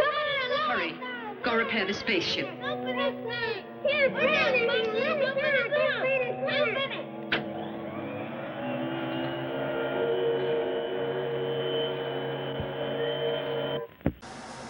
Now you expect sushi at a restaurant. At every kosher restaurant. Milchig, fleischig, it doesn't matter. Everyone's got a roll now. Sushi with your steak? Of course, fusion. Sushi with your blintz? Naturally. Sushi with your pizza and french fries? Why not? Sushi at the supermarket? You already knew that. We didn't stop there. Introducing sushi at your Svarim store. Because nothing pairs better with Hilchos Ribbis than a California roll. Buying a shofar? Have some unagi while you wait. Sushi at the coat, check. Sushi at the mikvah. Sushi at the Beis Din, for while you wait for your case to be called. Because we believe wherever Yid may be found, he deserves fresh, quality, beautifully prepared raw fish on demand. You've heard of the Godzilla roll? Here's our Gamera roll. Kosher sushi. It's not just a special occasion food anymore. It's not even a food anymore. It's a lifestyle. It's a presence. It's everywhere. You can't escape it, nor should you want to. Meanwhile, let's go and visit Tokyo and see what goes on there. Tokyo has ramen. Tokyo has sushi. And Tokyo has Rabbi Menachem Fujimoto Berkowitz. He welcomes you. You want gefilte fish? He has gefilte fish. He has herring and cream sauce, very fresh, even Chol of Yisrael, his Bubby's recipe from their Heim. And gefilte fish in jelly, also very fresh, also Bubby's recipe. The tourists, they come in for the ramen next door. But the locals, they smell the herring and they get very confused. But then they try it, and now, every Tuesday, a line down the block. Fujimoto's, where thousands of years of Ashkenazi tradition meet the heart of Shubuya. Domo arigato and a good appetit. And we deliver. Please, someone deliver. I'm the one man very far from Brooklyn. I don't know if that's a real place, but if it's not, someone should open it, because if there's sushi in every Jewish place, of course there's gefilte fish and herring all throughout Tokyo. Bruchim aboyim. Welcome back, my fellow creatures of the night, to Rabbi Joe's Midnight Monster Manor. Now, before you ask, no, this is not a Dybbuk. This is a ball python. Her name is Mooney. At least she is in the horror movie hosting business. Her actual name is Sunny. And she's significantly calmer than most of my congregants during a Kol Nidre appeal. Tonight's feature, Attack of the Monsters, aka Gamera versus Guiron, is a very special one, because tonight, ladies and gentlemen, we've got not one, but two live animal ambassadors from the Animal Kingdom's own Kaiju division. Let me go get the other one.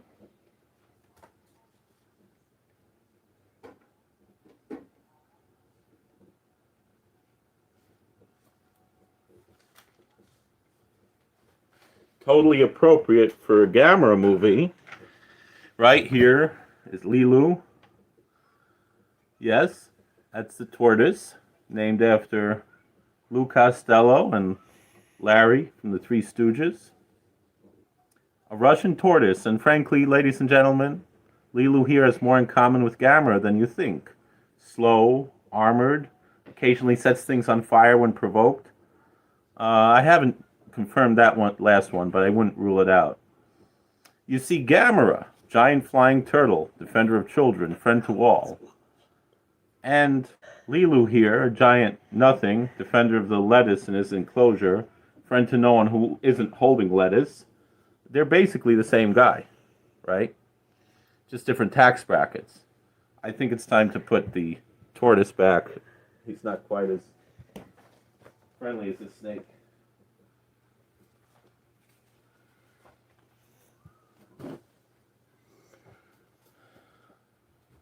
And Sunny, or Mooney here, represents tonight's villain, Guiron, the knife-headed menace with absolutely no chill and a blade for a face. Now, Sunny here does not have a blade for a face, Baruch Hashem. But she does have that same unbothered, I will end you and feel nothing energy that made Guiron such a beloved figure of 1969 Kaiju cinema. No, we're not doing an Aliyah tonight. Sonny, sit. This is a Gamera picture, folks, which means somewhere in the next 90 minutes, there will be a monster fight in what appears to be a rock quarry, a child protagonist making decisions no actual child would make, apparently knowing things that no actual child would know, and dialogue dubbed by people who may not have seen the movie they were dubbing, or know the difference between stars and planets, which in Japanese, as well as in Hebrew, are the same word. In short, it's a machaya, a pleasure. Sit back, hold on to something, A live reptile if you have one, but maybe not. And let's watch the monsters attack. No, we talked about this. All right, roll it, Igor.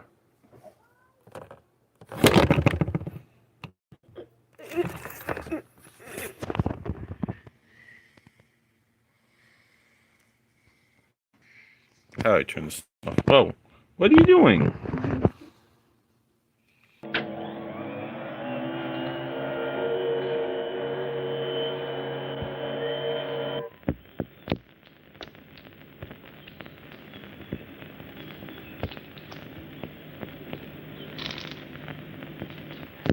Where could they have gone? Even the police are worried about it. Well, I'll certainly give Tom a good licking, all right.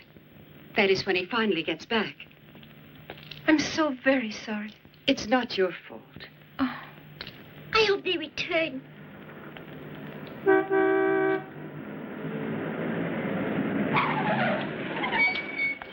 they are. There's the little girl. Tomoko, will you tell us about the spaceship you saw? Will you? Wait a second. Just who are you? Are you Akio's mother? We have recently learned that a spaceship was seen in these parts. A policeman reported the missing boys. So we came here to check on the spaceship theory. Oh, no. Elsa.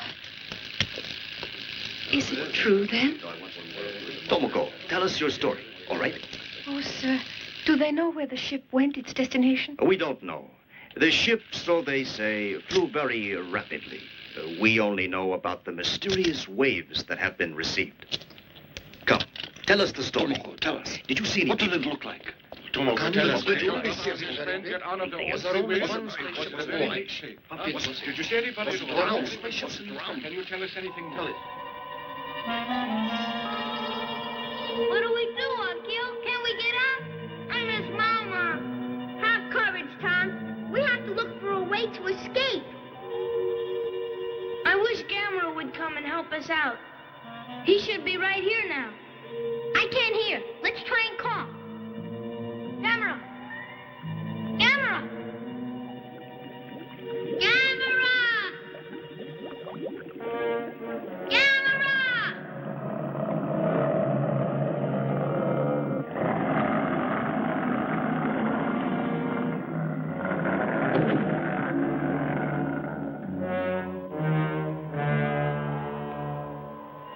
Aha! Good idea. Sadie, you still have your dart pistol? Oh, yeah. Good. That switch, hit it. Hold on. Okay.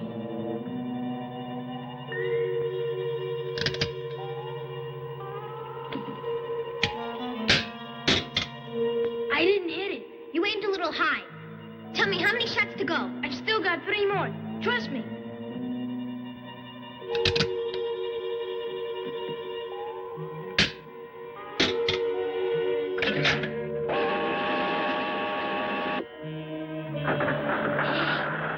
That's peculiar.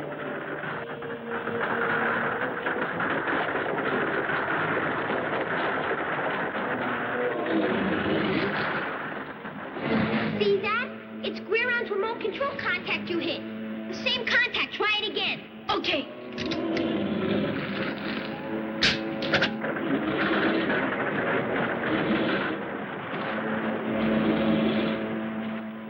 It closed it all, Keo.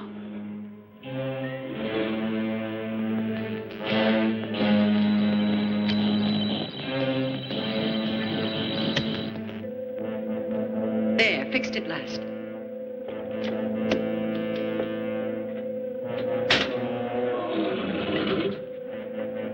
It's Guiron. What happened? What do we do? We can't control it from here. Hurry. Let's escape to Earth. Lobella, what about these boys? Leave them. Lots of others on Earth. Quick, quick.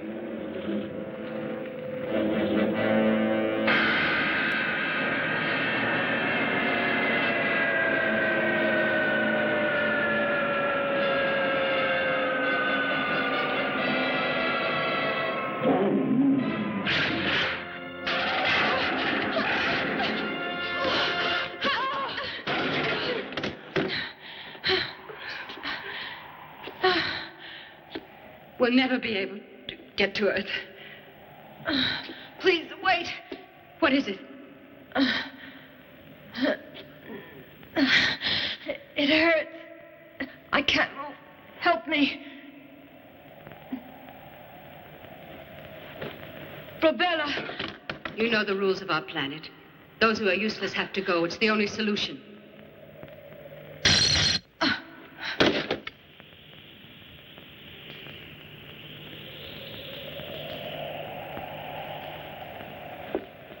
Guiron!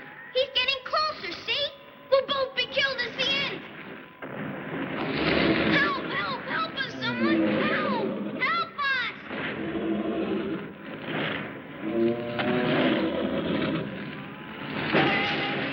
Let us out! Let us out!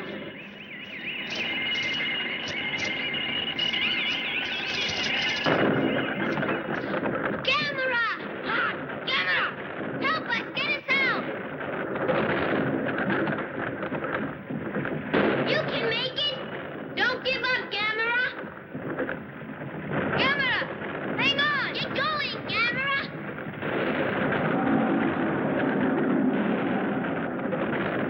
Gamera! Gamera, don't give up! We need you, Gamera! Help us!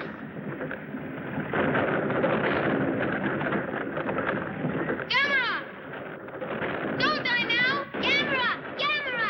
Can't you hear us? Oh!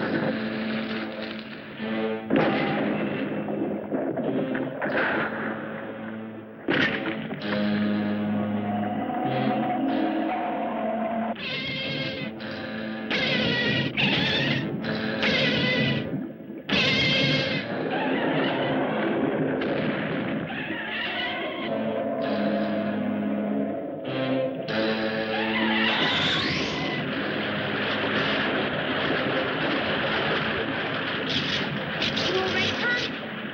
I'm okay.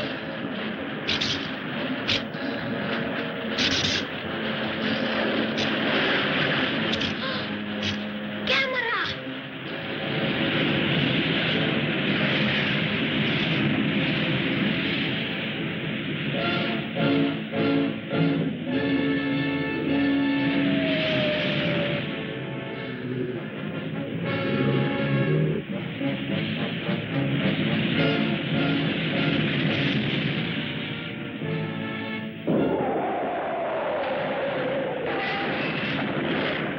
Gamera! Gamera! Get him and get him good! You can kill it, Gamera!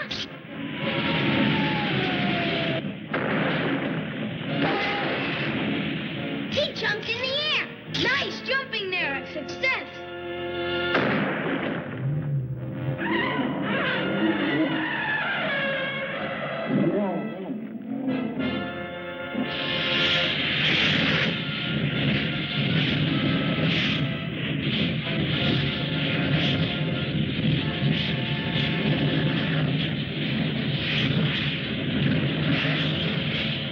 Gamera! Get away! Get going quick! Because he's going to attack!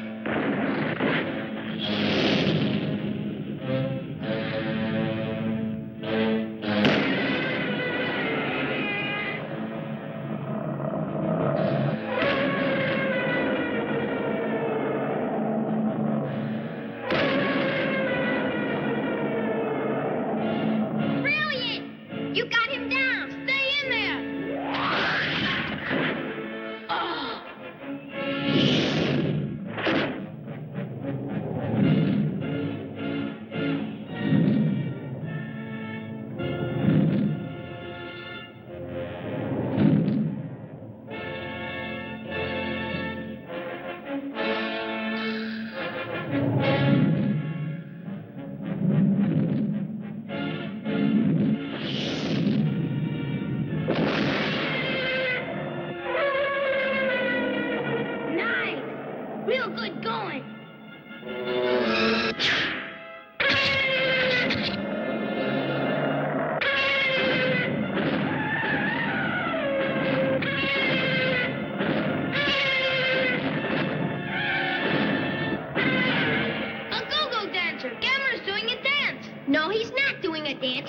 to get those metal things out.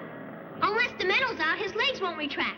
Then he can't use his jets at all.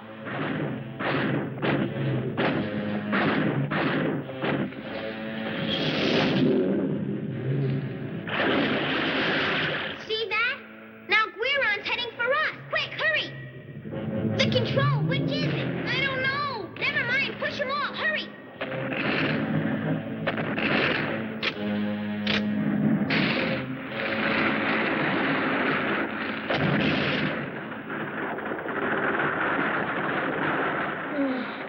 We've accomplished something, but we're not out yet. This must be the end. Even Gamera can't help us.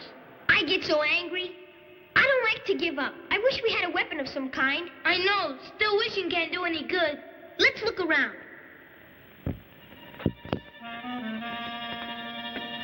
I don't understand. Gamera isn't dead.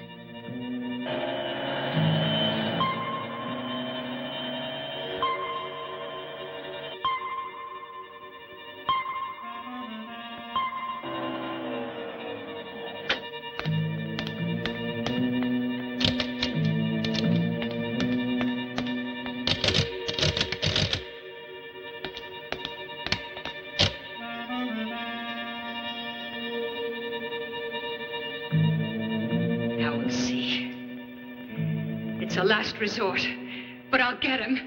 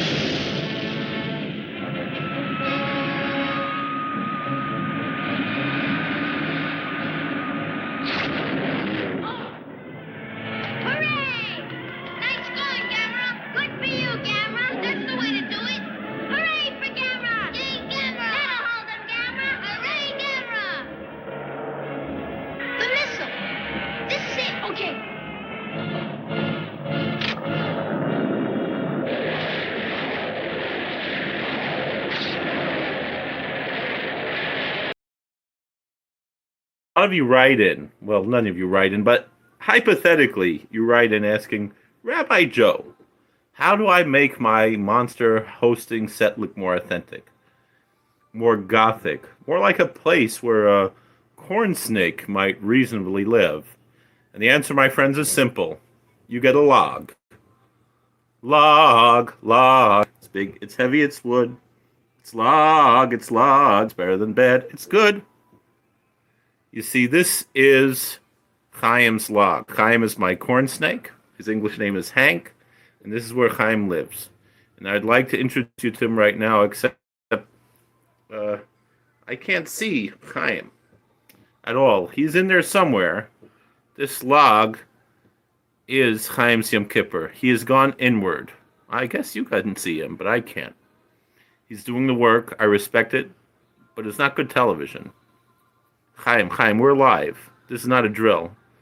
You know, in a lot of ways, this is the most honest wildlife segment I've ever filmed. Ladies and gentlemen, a log. Somewhere inside it, theoretically, is an animal.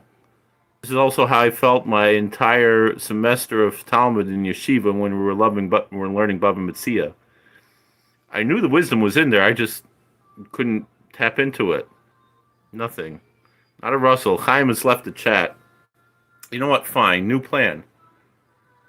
We're just going to go with it. This is officially Rabbi Joe's Midnight Monster Manor presents a log. Some nights the content finds you. Other nights you run a snake and get a really compelling piece of driftwood instead. Such is showbiz. But Gamera doesn't hide from the camera. Gamera shows up, flies in, saves the children, gets it done. That's leadership. Let's get back to a monster who actually understands the assignment. We'll catch up with Chaim later, assuming he ever comes out. There he is, peeking out there. Well, no pressure. He knows where the door is. I better put him back in this tank. All right. Roll it, Igor. And say hi to Chaim. Look at this boy.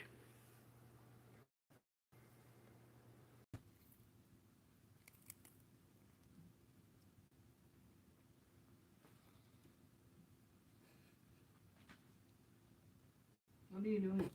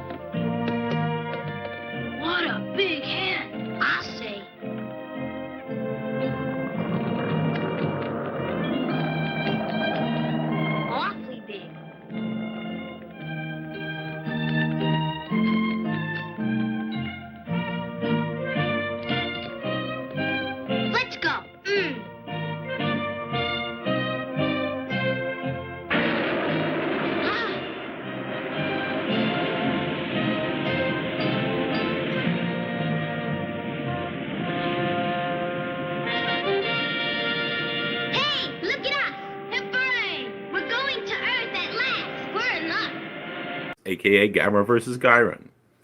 And Sunny and Lilu have been sent home for the evening. Union rules. Everybody gets a turn. This is Priscilla, I know. I named a leopard gecko Priscilla. I peaked creatively in Hebrew school and I've never recovered. Look at his face. Look at that punim. Look at it. Look how cute. This is the face of a creature who has already seen Attack of the Monsters 14 times and still can't tell you the runtime because time to Priscilla is a construct. Now here's a fun fact about leopard geckos. Construct, she's a communist. Fuck you. If a predator grabs them by the tail, they can detach it, drop it off, walk away like nothing happened, grow a new one eventually. And I gotta be honest with you, watching Guiron carve his way through this movie's cast, I think several of these actors wish they'd negotiated that same clause into their contracts. She does this every episode. Priscilla does not respect personal space. She does not respect the fourth wall. And frankly, she does not respect me. But I keep her on because the ratings say people want lizard content. And who am I to argue with the numbers? We're being very brave right now. Anyway, that's tonight's update from the Manor Menagerie. Priscilla has reviewed the film so far and rates it 4 out of 5 dubia roaches, whatever that means. She won't explain the scale to me. She just holds up the dubia roaches. Let's back to the core before she starts holding up more roaches.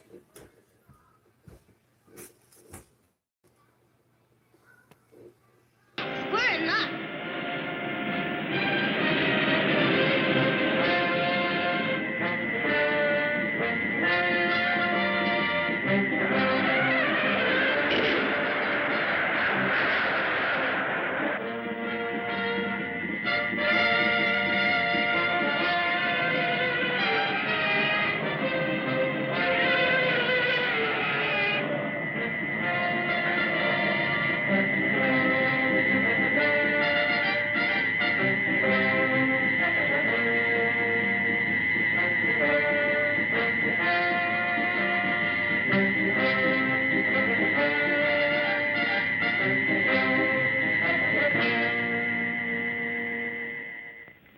War crime in several jurisdictions, but we'll get to that. We don't really care much for international law here in the Manor.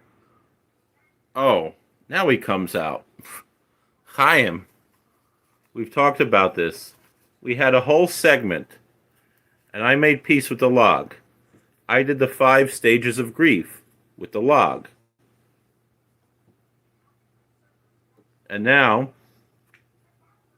in the middle of the giant flying turtle fighting a knife monster, you decide to join us. This is very brand on for a snake. By the way, no ability, just I'll surface when I feel like it. And not a moment before. Half of my board meetings run the same way.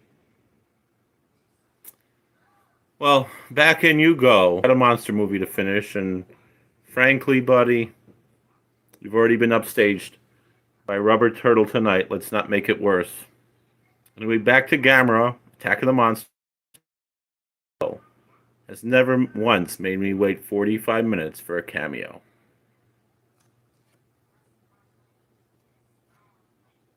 How do I turn this thing off?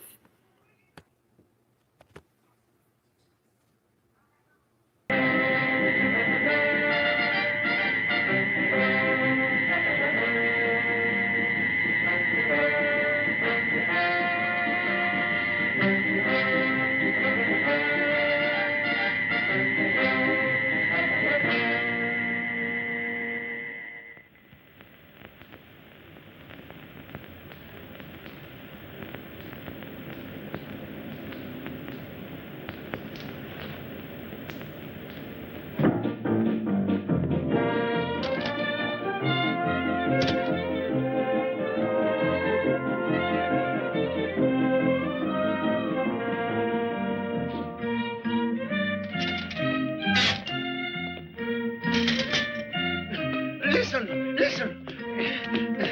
What's the matter? What's going on? No, Gamera. Yes, he's coming. I'll report it. Oh, I made a mistake. Yes? Yes, this is he. I don't believe it. It's utterly ridiculous. Doctor, I see Gamera on my telescope. What's that? The spaceship's in his mouth.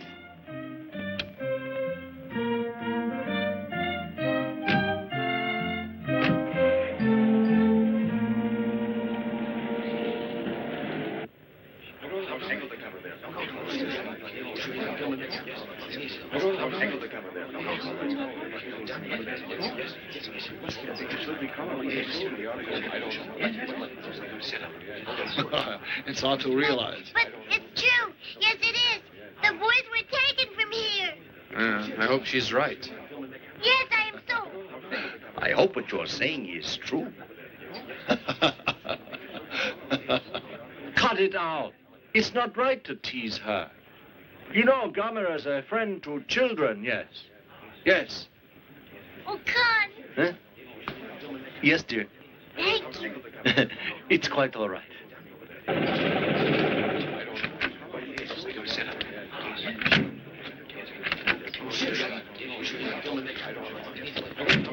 Where's the place? Beyond the mountain. Thank you. Excuse me, are you their mothers? Yes, and I also. I am Dr. Shiga. I'm very surprised. Gamera was seen headed this way, with a spaceship in his mouth. And our children? Look, there's Gamera. Yes, you're right. It is. Don't go down there. Tomoko.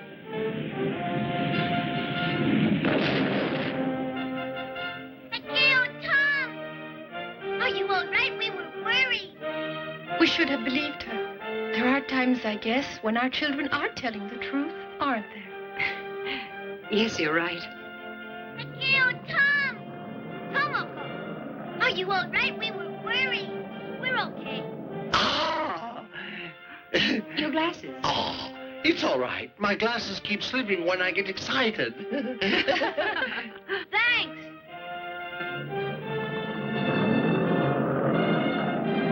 We're back. Akio, Tom. Are you all right? I'm glad you're home. Still and all, you made everybody worry over you. You're right. Everybody? Mother? I'm sorry. Oh, I see. Are you showing us your penitence? Is that the idea? They did it on the star. They cut his hair. Space creatures did it? Con, Huh?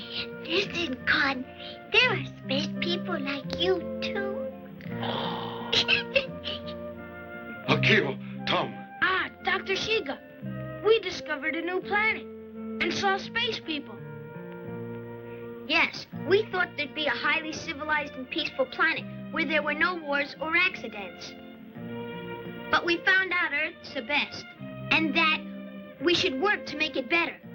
We shouldn't long for other stars. Just try love instead. Stop wars and no more accidents. I guess that's all I can ask. You're right. Yes, and your explanation does you honor. Thanks.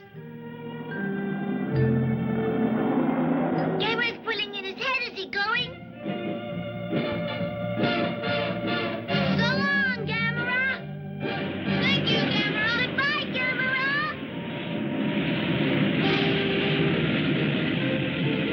Goodbye, Gamera. Goodbye, Gamera. Thanks, Gamera. Goodbye, Gamera. Goodbye. So long. Goodbye. Goodbye, Gamera. We'll never forget you.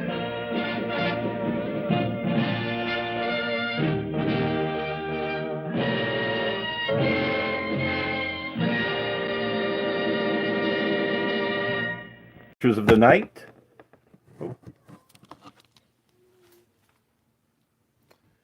Gamera versus Guiron, aka Attack of the Monsters. A flying turtle, a knife-headed maniac from outer space who wanted to eat people's brains, which frankly half the school boards in this country would consider a promotion. Kaiju cinema at its finest, or at least its most sincere. And Lilu here agrees with me. He's definitely not asleep.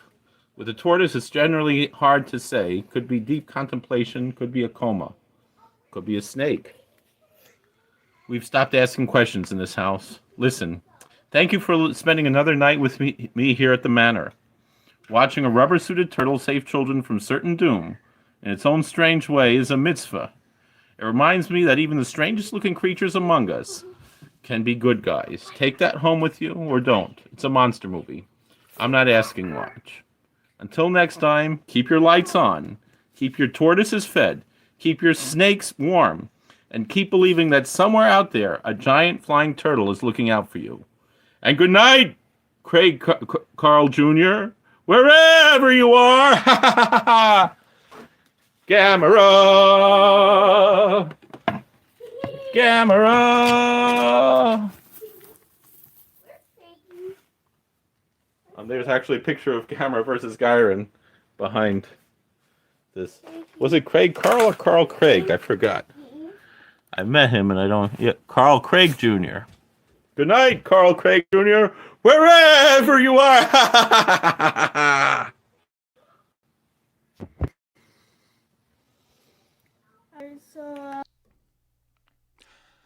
I'm spending Hanukkah in Santa Monica, wearing sandals, lighting candles by the sea. I spent Shavuos in East St. Louis, a charming spot, but clearly not the spot for me.